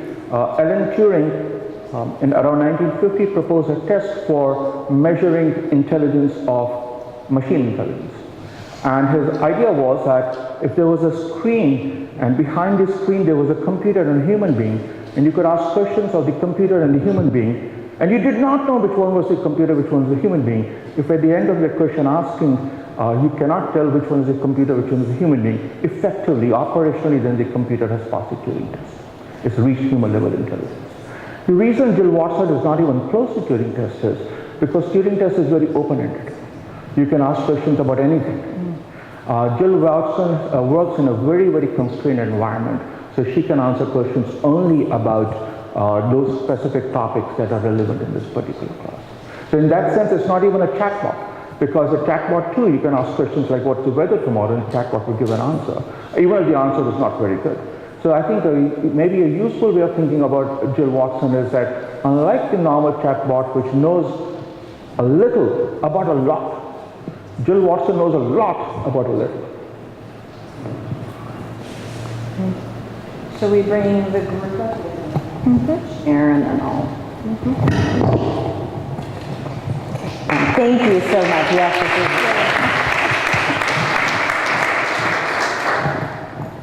and no, I did not know that everybody was putting XPRIZE slides in there.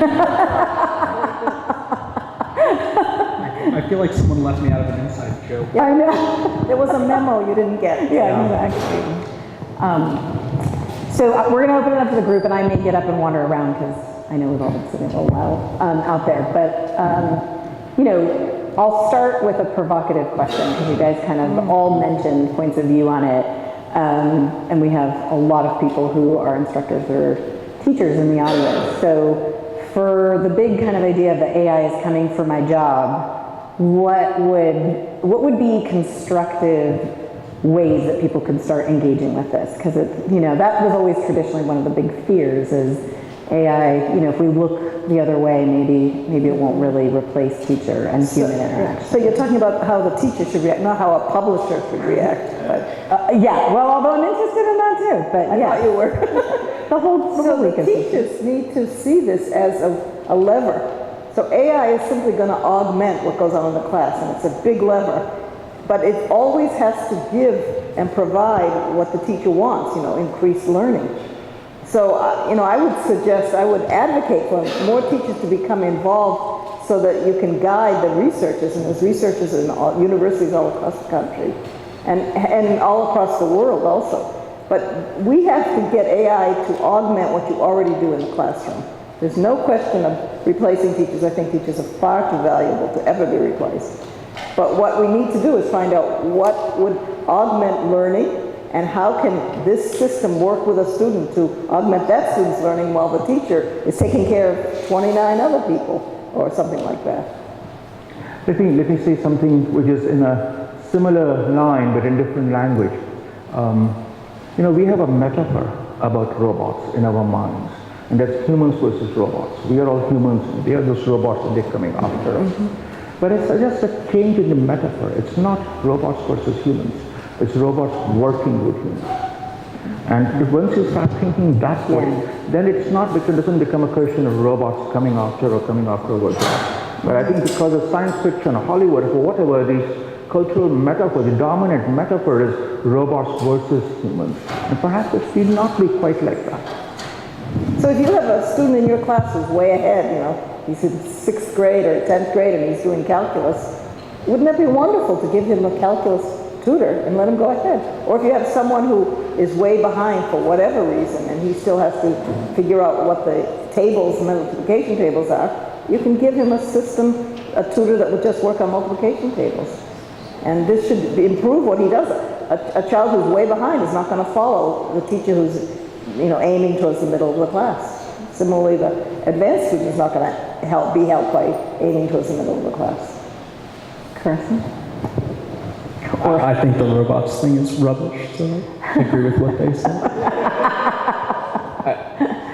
My short answer is the activities of the teachers will change as the things that aren't unique to human capacity are automated.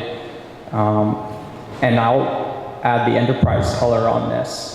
AT&T are spending $240 million this year retraining the bottom 30% of their workforce because they've been RPA, robotic process automated, basically, out of their work. But they're not firing those people because they've already invested in them. They're just upskilling them. And so if those people were teachers, we'd see the same thing. Teachers don't need to do 90% of the stuff they spend their time doing right now. They could be engaged in much more valuable stuff, probably. And so that's where they'll go. And I'll open this up in just a sec because I can see people are eager. But, how do you see then issues of sort of inclusion, diversity, these other areas of where we're trying to improve the classroom sort of being impacted by this kind of AI technology? I think there's a great opportunity here, great potential, because these systems are specifically designed to personalize training. So if there's a way to take underrepresented minorities and figure out which form of training or which form of teaching will work best with them, then we have a chance to do it. So inclusion doesn't mean everybody's going to get the same material. Inclusion means this is a subgroup that should be trained this way, this is a subgroup that benefits from visual knowledge, this is a different subgroup that would prefer to have games and learn with games, or needs some cultural action in terms of who is teaching them. You know, if we can figure out the way that these people would be best taught, and we actually, from Brian, got some of that information, we could do that separately for the underrepresented minorities in the classroom. I guess I'm a little less sanguine about that than Beverly is. So notice that Jill Watson has a feminine identity. Does it make a difference? Should the AITA have a masculine identity? Should it have a minority identity? So we are just beginning to do experiments, controlled experiments, in which for different parts of this class, we are giving TAs with different identities, trying to understand whether the identity makes a difference in terms of learning. I was going to ask, because do we know enough about Well, some studies, what groups would benefit from what? yes, so a lot of the studies that I have seen have shown already that, for instance, high-achieving males do not like to have little characters. I showed the characters. The students who are high-achieving males draw ears on it, mute it, get rid of it, because they don't want it and they don't need it. We find that females prefer to have a little character because they're learning more. Kids with disabilities really like it because they say they can sit on the side and get all their questions answered. So we are starting to tease apart by gender, by disability, by achievement level, what kids prefer. And yes, you know, when a person now sits down at a computer, if the computer can figure out the gender and the ability, it should change the material for that person. So we're just beginning to find it out. How about in kind of the enterprise space, are they paying attention? Is that something? Yeah, the related issue here is bias.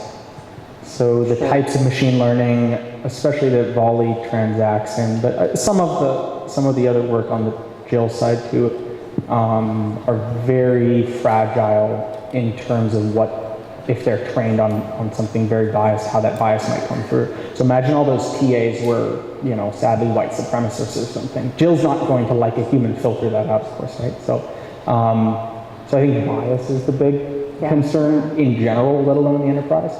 Where it comes to learning styles or modalities, I have to admit some very unhealthy skepticism, probably with respect to a lot of the social science research that feeds into that. For me, the catch-22 is that most learners don't probably know what's good for them, even if they know what they want, and those are not always aligned. And so that's where I go, let's let the data or the computer try to figure that out for us a little bit more. Hence the reason why I would tend to approach that, and I think you did as well, but as an open world clustering problem rather than as a classification one, because to translate from the technobabble, let's not be opinionated about the outcome, let's try to discover the outcome from the data. I have a couple questions. Yeah. Let's start with the audience. The whole. All right, we have some excited folks. Yeah. I thought this one would. Hi, so of course I only want to know about something that applies to me. Say who you are. Oh, I'm Randy Phillips from UMass Amherst, I bet. Hi. And so I teach a cancer genetics course, and I have students try to design novel cures for cancer. And it seems like this ability to, so I'm going to get both questions out and I'll let you go. One is I have them explore the literature. One of my real goals is to learn how to consume a body of literature, research literature, to come to understand things. And one of my hopes is that they'll stumble across things as they're searching for thing A that'll teach them about thing B, even though they didn't even know that was there, right? So it's that stumbling process, and I worry about having all that stuff found for them in a very intentional way where they don't get to explore, or that exploration phase is sort of done for them. The other part is I want students to try to come up with connections that don't naturally exist, where they would exploit thing A and have it connect to thing B, even though in nature they don't naturally connect, and they could engineer a connection, and that could have value. So one is the exploration phase, one is the novel connections idea, and I have some worry that there will be loss of those two things with some of the systems that were described. You were talking like the Volley. Yeah, like Volley. That's where I thought of this. All of you did. Really appreciate you mentioning that. We've actually designed our system to optimize for the opposite effect. So Volley was originally designed to basically make autodidacticism more efficient and effective. And so you notice I put in a tiny little sparse snippet of text from some website. I got hundreds and hundreds of possible learning pathways. Some of those pathways, if we explored them, are unlikely to be things found in a conventional textbook or curriculum. They're probably more discovery-oriented. And so the definition of good personalized learning in that setting is not whether we put them on the textbook's so-called learning pathway, but rather whether we successfully surfaced to them those things they would not otherwise have found, potentially at a higher rate. So Volley's actually meant to promote that kind of exploration, especially on the autodidacticism side. I love your angle on the combing corpora for new cancer concepts too. It's near and dear to me because a lot of the technology Volley uses is inspired by advances in bioinformatics. I think what's different about a system like Jill or some of the structured math tutors and some of the other AI and education work we're seeing is the need to develop that technology that can help converge on both structured and unstructured learning. Right, you're seeing a very clear divide here, right, between something like Volley, where I've got a virtuous cycle of micro-learning content, but I have a lot of optionality within that. Whereas for something like a math tutor, right, there are relatively fewer ways to progress through, and it's testing against certain common core standards. So we want both of those things. I think the next frontier is figuring out how to merge them more effectively. And I would just suggest that since a lot of these tutors are not on a CD-ROM or not on a local machine, they are now on the cloud, we can always ask people to go off to the internet and do just what you were suggesting. And then we may or may not find ways to trace what they are doing and make comments about it or whatever we want. But it's not hard for kids to, like say, pick up paragraphs and put them somewhere and try to make an argument from them. And tell us how they did their search, things like that. So it's a great idea. It's not prohibited by anything we've been talking about. Adam? Hi, actually I should say who I am. So I'm Adam Black, I'm Chief Learning Officer for Macmillan Learning. So the reason why I share that is because I have a passion about learning science and pedagogy up front in terms of crafting better educational solutions. But I equally have a passion about measuring whether in fact they have any effect. And so this may be a naive question. I'm not an AI expert, don't know much about it.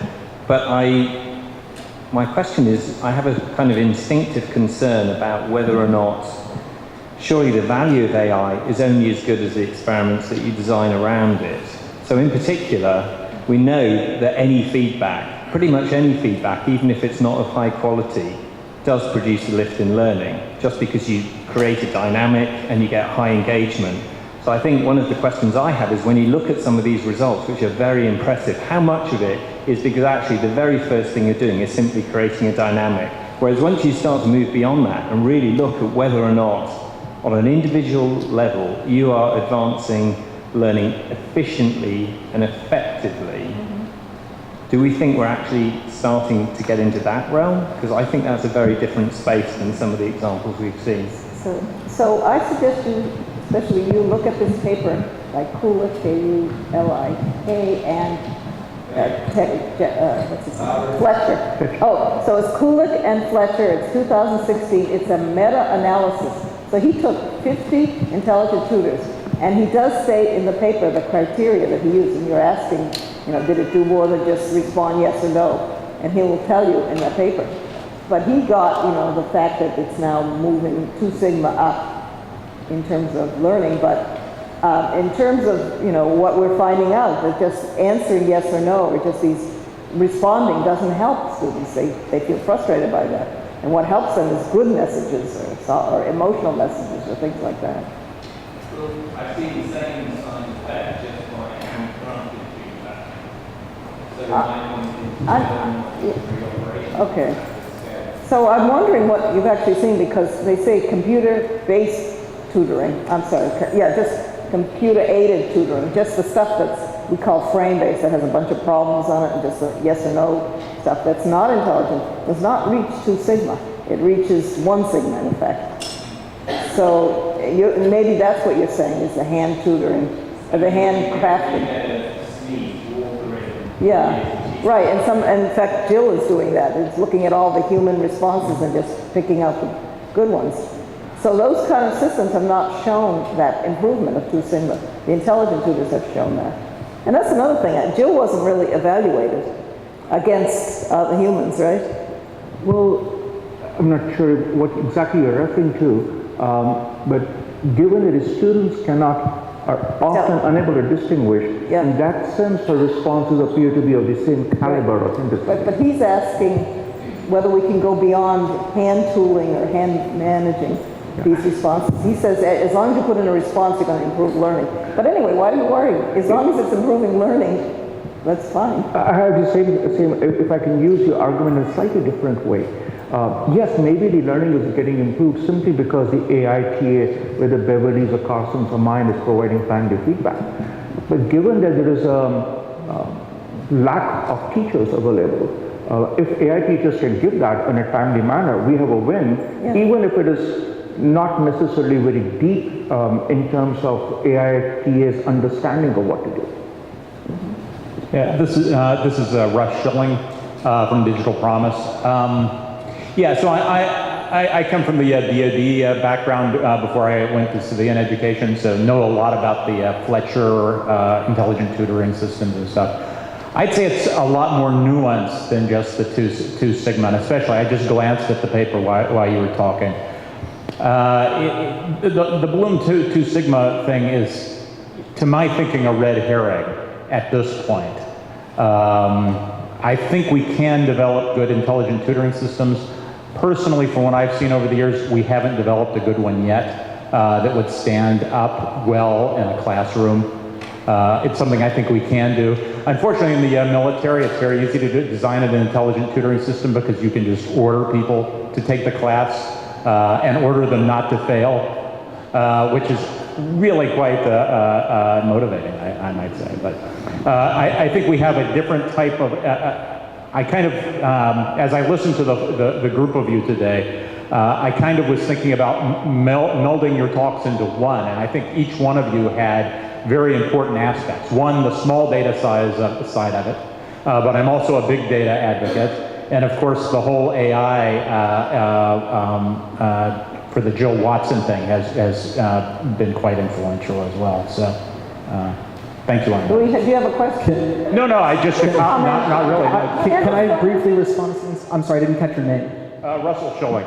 Thanks so much for your comment, Russell. I was curious for the third perspective on Adam's question, because working for Macmillan Learning, we've discussed this a lot in the state of education, so I was curious to hear the third perspective. Got it. Let me come back to Adam's question just a second, because my other response is brief. The 2 sigma might be a red herring, but consistently across the 1 and 2 sigma, you look at something like SRI Inquire, what we do see is the increased kurtosis of that curve, and the concentration of the outcomes around that median is important because it increases reliability in some way.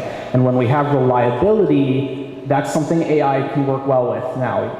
We can improve on that. So I would tend to agree with you. I'm not sure if the... I really should have said it's not a red herring. It's just over-promising on the technology. Right. Over the years, I've seen this over-promise on many of these technologies, and then when they don't live up to the expectations, they get thrown out. I think that's definitely true. But so there are two sides. Sorry, Perla, would you remind me what Adam's question was? The feedback. Oh yeah.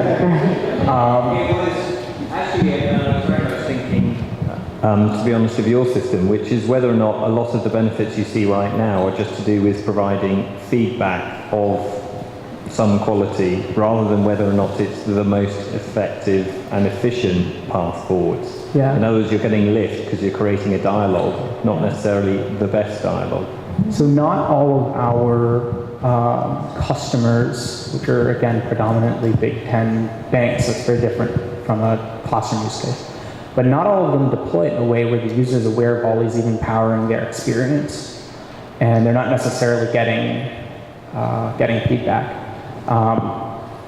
When we do efficacy studies, it doesn't look a lot like the ones you saw on the screen. We have the blessing of being able to pump our data into business intelligence and analytics systems and correlate them with some kind of top line, bottom line, or risk-oriented outcome. And one of the things we know is that feedback does make a huge difference, especially feedback conforming to the distributions confirmed by Carnegie Mellon's optimal learning for spaced repetition paper. But notwithstanding that, the feedback doesn't seem to make a difference with respect to an impact on the business outcomes in all cases. We've got customers who don't provide feedback in terms of the way they've implemented the system. But I do think you're onto something, generally speaking. You know, the environment we work in, the metacognitive capacity of our primary user base right now is very different too. So there's probably a disparity there. We're talking 10 or 15 years difference in the age of the learner between what he's talking about. One more, and then I have a question for the group. So. Hi, Mitch Price from Educational Testing Services. I'm asking this question more as a dad than as a scientist. So, and it pertains sort of to bias, I think. So, Jill Watson, there's shock and awe that they're speaking with a computer, but my 8-year-old daughter and 4-year-old son are perfectly comfortable speaking to Siri. So can you speak a little bit to how you foresee the removal of that bias as we move forward and bring this technology into the educational space? Yeah, that's a great point. When I use my smartphone, I use one finger like that. When my children use it, so the next generation indeed is a digital native, and for children who are 4 and 8 years old, they're in a sense even more advanced there, and that raises deep questions about how do we address their educational needs. This goes back to one of the points that was coming up earlier. I don't think AI will be a standalone solution to anything. AI will have to be contextualized, and this, I'm not generalizing over several questions that have come up, over cognitive, social, cultural, learning issues, and until we can get some better understanding of them, we'll simply keep on building technology which is unlikely to succeed, in my opinion. On the other hand, if we can connect AI with those sciences well, then AI can be a very powerful tool there. So I'm answering your question indirectly because I don't have a direct answer. But I would add that this technology is far more a cultural change, requires a cultural change than a technology change. And we have not addressed the cultural change really. How are teachers going to go through professional development and learn about this? Do they want it? Are we technologists forcing it on people? We haven't addressed these questions and we need to. Let me take an example. This semester, Jill Watson is answering fewer questions. Now, this is a surprise to us because the trajectory has been going up slowly, but going up. We are not sure why, but in the research team, I was going to say human research team, but the human research team, the AI research team stuff. But in the human research team, one hypothesis is that the students are deliberately asking tougher questions. So the presence of an AI, they know there are AIs among the teaching team. Is it changing the discourse in a fundamentally important way? I'm not saying it is because I don't understand it yet. But the moment you introduce AI in a microculture, which is what a classroom is, a microculture, there are all kind of additional cultural factors come in that I don't think any one of us really understands. On the other hand, how many industries have been changed by AI, including the hotel industry, the cab industry, and why is education still the one left out, not changed at all?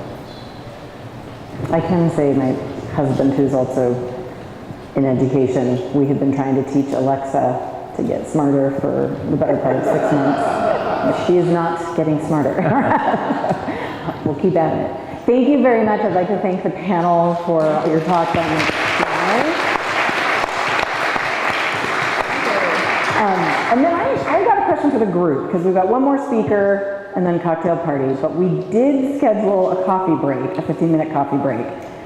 But everybody's been sitting for a little while, so I'm going to pose a question. Would you guys like to just take kind of a 5-minute quick break and then come back and just go straight through, and then we get to the cocktails? Yes. Yes. And see, okay, not even a vote. Yes, let's do that. Okay, quick break, then we're going to have Randy Bath come up to close us out. Thank you.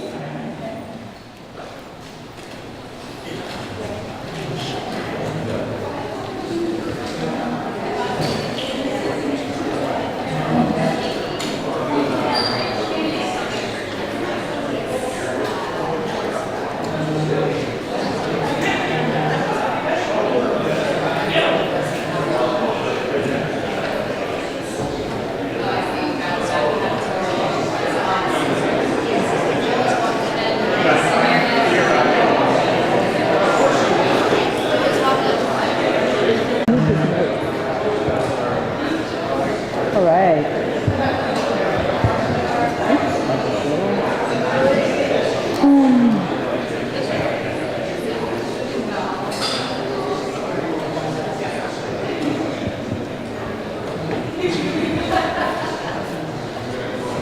Okay, oh, you're up there. So let's come on back.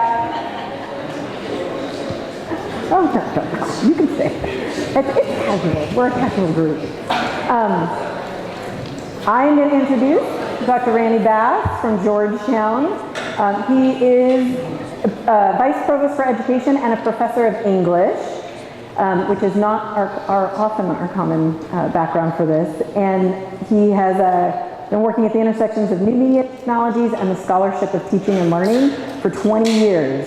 And this includes Director and Principal Investigator of the Visible Knowledge Project, and a 5-year scholarship of teaching and learning involving 70 faculty on 21 university colleges and campuses. And so with that, Randy's gonna come up and close it for us.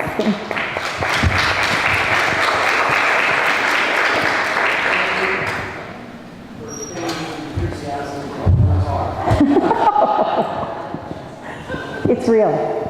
Not only is my mic on.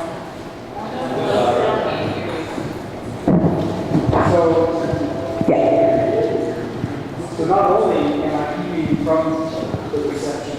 Don't be here in the back. How about now?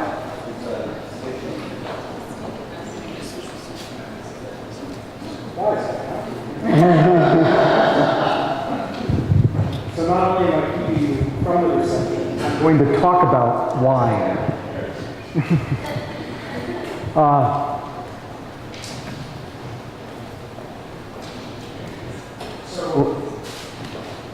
I am an English professor, and that means that almost all of my scientific knowledge, I'm an English professor who is married to a biology professor. So almost everything I know about science I acquired by marriage, such as this.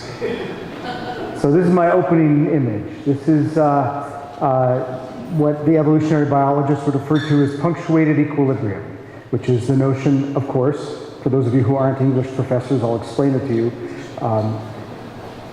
that evolution does not happen in a straight and steady line, but instead it happens in these jumps, these great jumps of changes in speciation.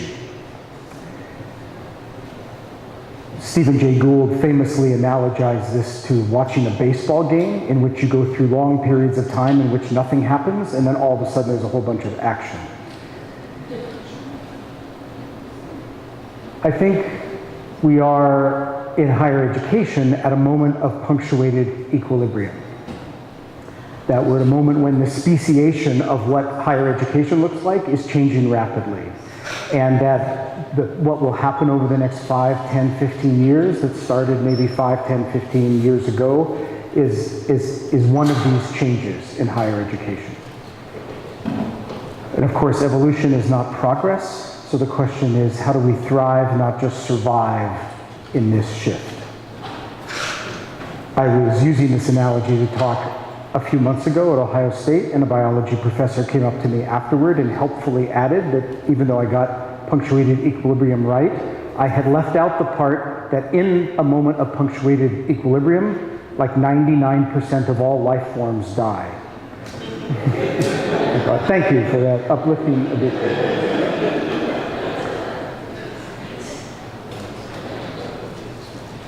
So I want to, in my relatively brief remarks, I want to talk about that quadrant. And that this is where we need to be designing for. So in any 2x2, you always want to be in the upper right quadrant. So this is the quadrant that to me is defined by inclusivity and integration. So let me take a few minutes to get there. I want to first start by talking about that axis, the axis of disintegrative, integrative. I believe that that is the most important tension of our time in higher education right now, is the tension between whether you fundamentally believe in a what I have totally non-judgmentally labeled a disintegrative education or an integrative education, vision of learning. Here's what I mean by that. I'm going to parse this list. On the left is what I think of as the disintegrative side. It's designing for modular or granular learning, it's elementary competency-based learning, learning decoupled from formal boundaries, learning anytime, anywhere, analytics-driven. I want to be super clear. I don't think of the left side of this list as evil and the right side is good. I'm only saying that if we're only designing for those elements on the left, then you're probably working with a diminished version of education and a diminished vision of learning. So that left side, it comes from what I think of as sort of the 5 horsemen of the apocalypse. The pressures on higher ed, reduction in public funding, the expansion of who it is that needs access to higher education, pressures on accountability, the rise of analytics, the digital revolution. Right? This is not a crowd I need to elaborate, what's happened the last 15, 20, 25 years, but much of the money has been initially driven toward thinking about how we scale and automate education and reduce instructional costs. Whenever I see this slide, I always think I want to write a book called Everything's Fine.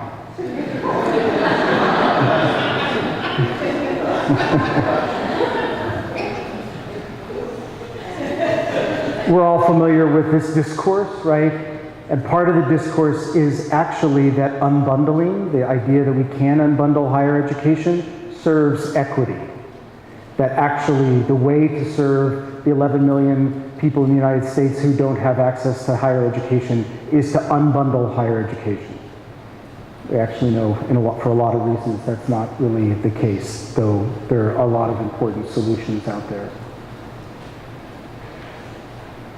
So that's a very quick version of some of the forces driving what's on the left. And again, I think our future depends on us deploying the things on the left. I'm just saying if that's all we're focused on, we're in trouble.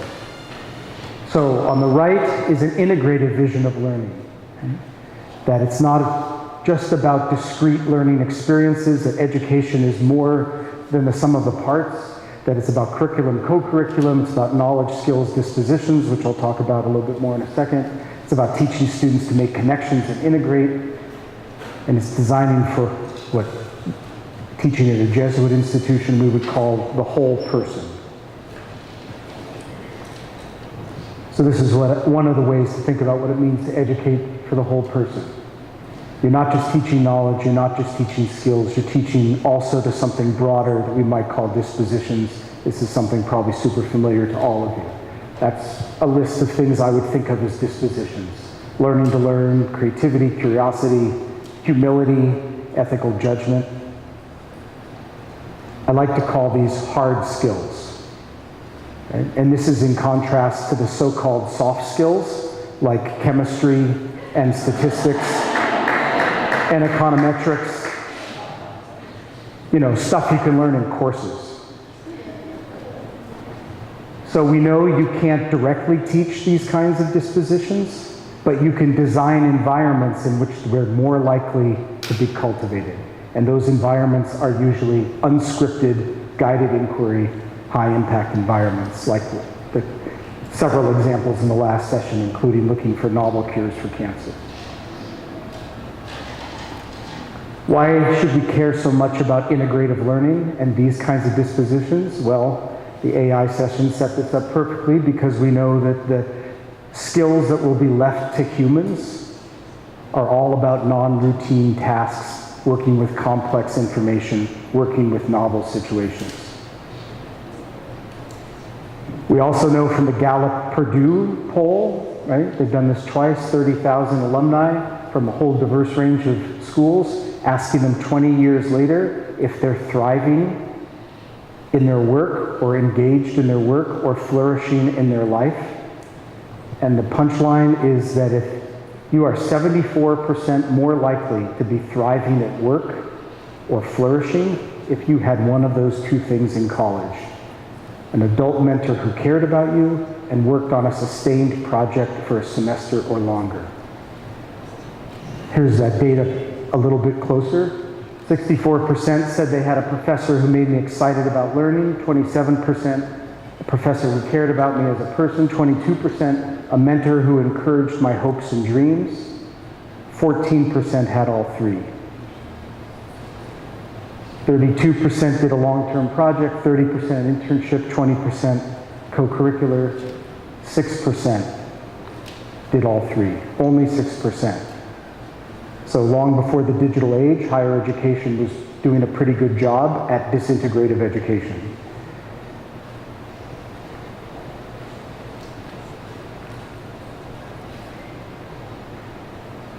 Sorry.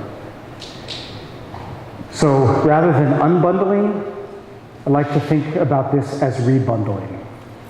That what lay ahead of us and what has been much of the conversation that I caught this afternoon is learning how to put what's on the left in the service of what's on the right.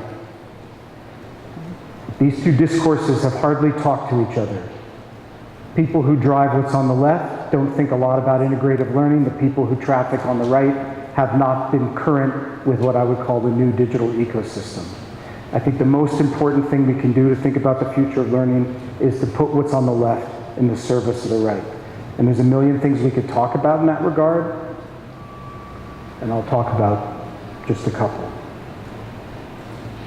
But first, let me finish my construct. So that's the disintegrative integrative axis.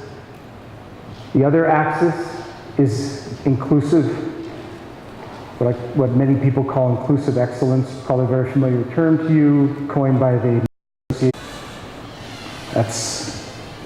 that's the tradition of, we never use this term, right? Exclusive excellence is what higher education was in the United States for a couple of hundred years. It was for very few people and for a very particular purpose. It takes in highly qualified and prepared students and brings them into rich and holistic environments. If you Google inclusive excellence, you'll get 300,000 hits to like the American Association of Colleges and Universities. If you Google exclusive excellence, you will find luxury resorts in Mexico. Right? That is not a term that we use because it's so naturalized to the history of higher education. So I think you can plot the current landscape of higher education around this. I think you could put many startups and disruptors, many of which are doing very interesting experiments, Mission U, et cetera, often in the inclusive realm, but in what I would think of as disintegrative, highly skills-focused, targeted, workforce-focused. You could put something like Minerva University, claims to be the first elite university founded in the United States in 100 years, one of the most incredibly integrated curricula you've ever seen, way down in the bottom right. I would put many sort of selective liberal arts colleges and universities somewhere down there. And I would put, sorry, my arrows screwed up here. I would put a lot of public institutions on that side of the line toward the disintegrative side. But I think there's a lot of forces pulling everybody up into the right-hand quadrant. Elite universities are getting a lot of pressure to increase their first-gen low-income students. They're being pulled up into the inclusive end. A lot of our efforts in large publics, University Innovation Alliance, et cetera, are trying to introduce high-impact practices, various kinds of interventions into flipped classrooms, et cetera, that I think are pulling them more into the integrative space. So there's lots of things trying to pull us up into the upper right, even though there's lots of forces pulling us down, especially pulling publics down to the disintegrative side. But this is the challenge to my mind.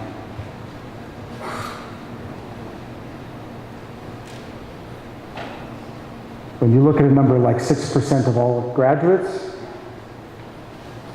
that's why I put so many schools down on the disintegrative side.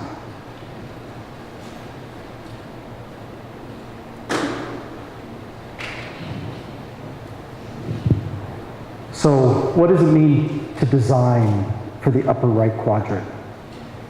I don't think the upper right is where higher education as a sector has ever been. There have been movements that have moved us more toward the inclusive, and there's always been resource-rich schools that have been highly integrated. Digital revolution, AI, advances in what we know about the science of learning, what we're learning about income inequality, all those things, I think, put us in a position to be thinking about that upper right quadrant. But that's not a place that we've ever designed for. So what does it mean to design for that quadrant? I'm going to give you like three principles. There are many more. So first, connect what has typically not been connected. What does that mean? Well, for example, University of Minnesota at Rochester, 10-year-old branch campus, University of Minnesota, to my mind, one of the most amazing institutions in all of higher education. 50% Pell eligible students, 38% students of color. Every student engages in high impact practices. They have no departments. All faculty hold office hours in one common space called the Just Ask Center. And as their chancellor said to me, well, of course, why wouldn't we hold our office hours in one space? There is no such thing as a major assignment that is not shared by at least 2 courses. I'm like, of course.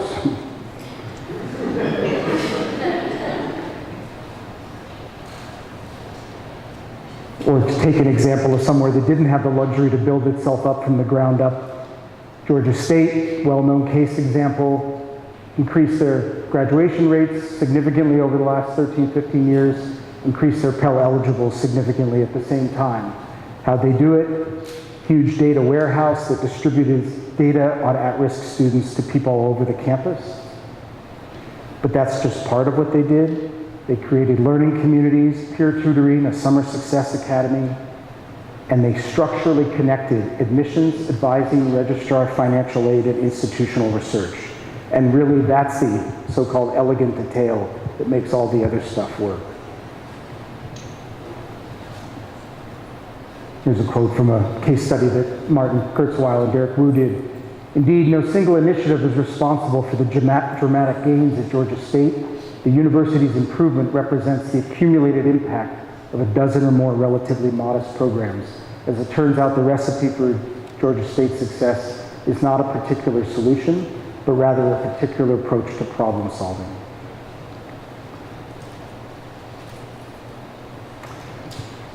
So, one principle, connect what's been disconnected. I don't think we can design for that upper right quadrant in a disconnected environment. But I would say that the most important thing is to design environments that privilege integrative learning. So integrative learning can mean a lot of things. It can mean interdisciplinary, it can mean theory to practice. I'm using integrative in this sense.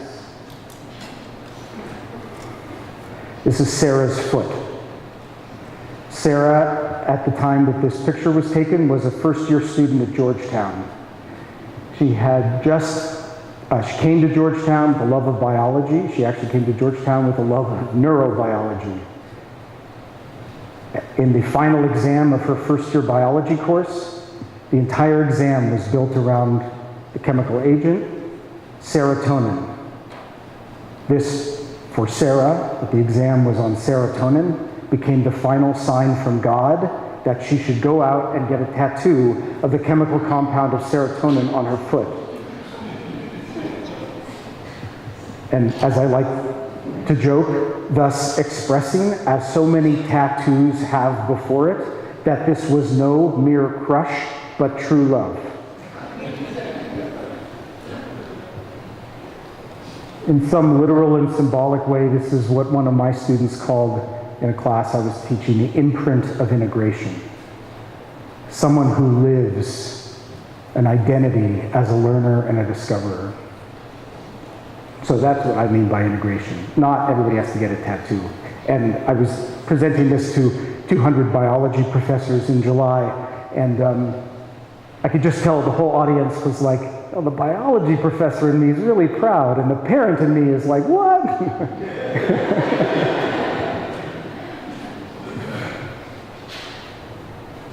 So I want to finish by telling you a story about the imprint of integration. And unfortunately, this is the part that's about wine.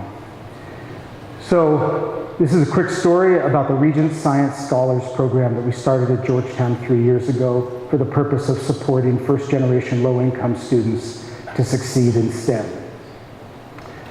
It has two key parts: a summer bridge program, as many people have, and then over each summer for the remainder, an online community where students not only communicate with each other while they're home with their families, but take a series of skills modules to strengthen knowledge for their upcoming courses in the next year.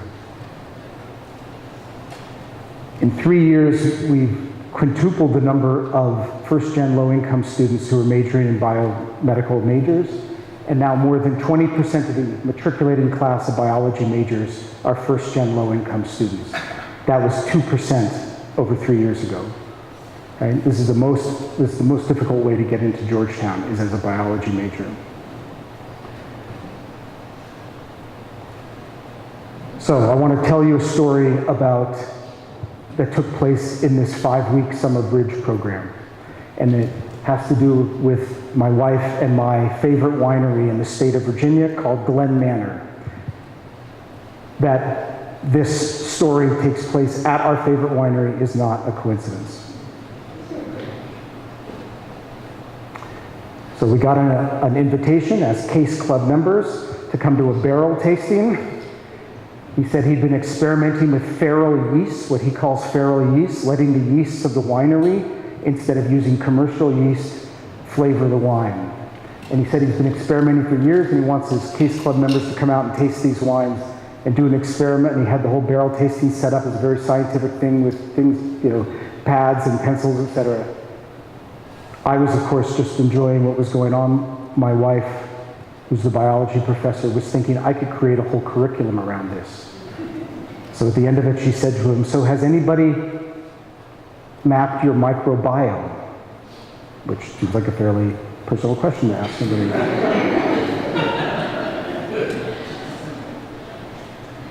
He said, why, do you have a research team that does that? And she goes, oh, I have a research team. I have 29 students arriving next week. That's the Vineyard from the Sky. On his website, he's got maps of which kinds of soils. This is a professor. 2 points. If I had time, I'd play you a video clip, but because I don't have time, I will, as a rare occasion, speak for her. 2 points she would make. One is that she's teaching all the things she would teach in a summer bridge biochemistry course, but she's tying them to the wine project. Okay? So it's not that she's sacrificing content, she's just integrating it. And the second thing she would say is that it became, within a day, all about Jeff. Jeff White is the name of the winemaker. She said, "You're a research team. Jeff needs you to do this." And within a day, the students were saying, "Would this help Jeff? How do we plate stuff in Petri dishes? Well, what would help Jeff? How do we want to display the data? What would help Jeff?" Here's an email as they were puzzling over the experiment design, which was entirely theirs to work through. It took them a week. This is from one of the students, Nohad. "I've been thinking about the design of the lab all night. I think I have an understanding now after reading the material over again. My suggestion is to create an experiment with 20 control groups." That's like the greatest phrase ever, isn't it? Like 20 control groups. Then hypothetically speaking, I'll create multiple juices using different combinations of the microbes. This will help me keep track of them, allow me to distinguish one group from another. Does this seem possible? Can this lead me to understanding its flavor profile, giving Jeff the best possible taste? These are, of course, 18-year-olds. It was quite amusing. Yeah. They were reading some technical articles about the procedures, and the professor said, "Write any terms on the board that you don't understand." And the first one up was Merlot. and a vicious argument about how to pronounce terroir. But this is their design, right? They figured out they needed 16 samples, they calculated the slopes, they decided to do the surface and the foot down. They picked it all out. They did the design. We went out, we collected soil samples, we brought them back. They spent 4 weeks working with them. These are some of their procedures, which I hope need no explanation because I don't know how to explain them.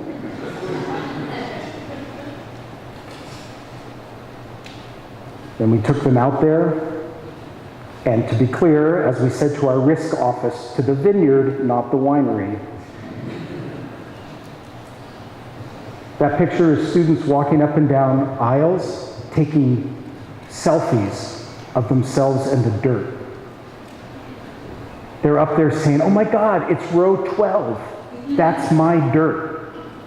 I mean, literally taking selfies with their soil spots. That's the imprint of integration.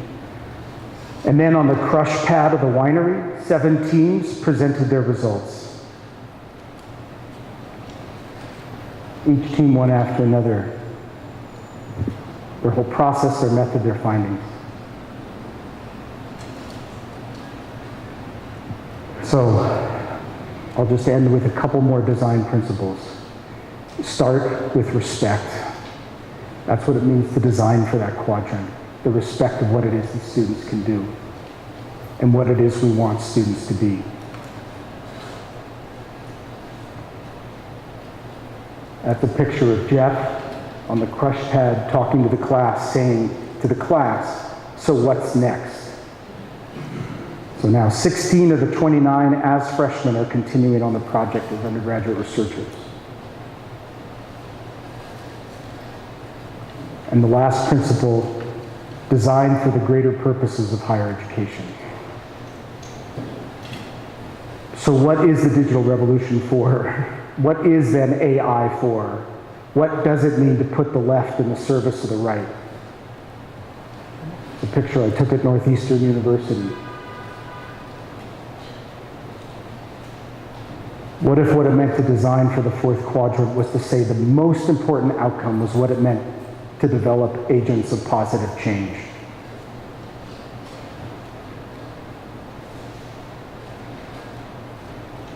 I've been thinking a lot recently about how much the word integrity, about how the word integrity comes from the same root as integration.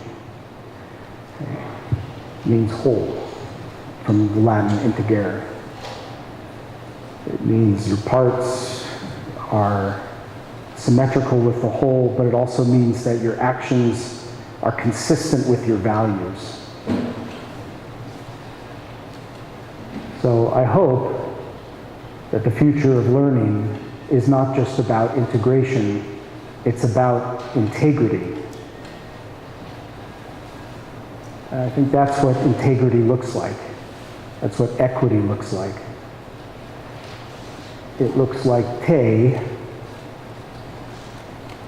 from a really lousy resourced high school in Hampton Roads, Virginia, in her 5th week of a summer bridge course, who hasn't even formally begun her college education, explaining her scientific process to one of the best winemakers in Virginia. Thank you.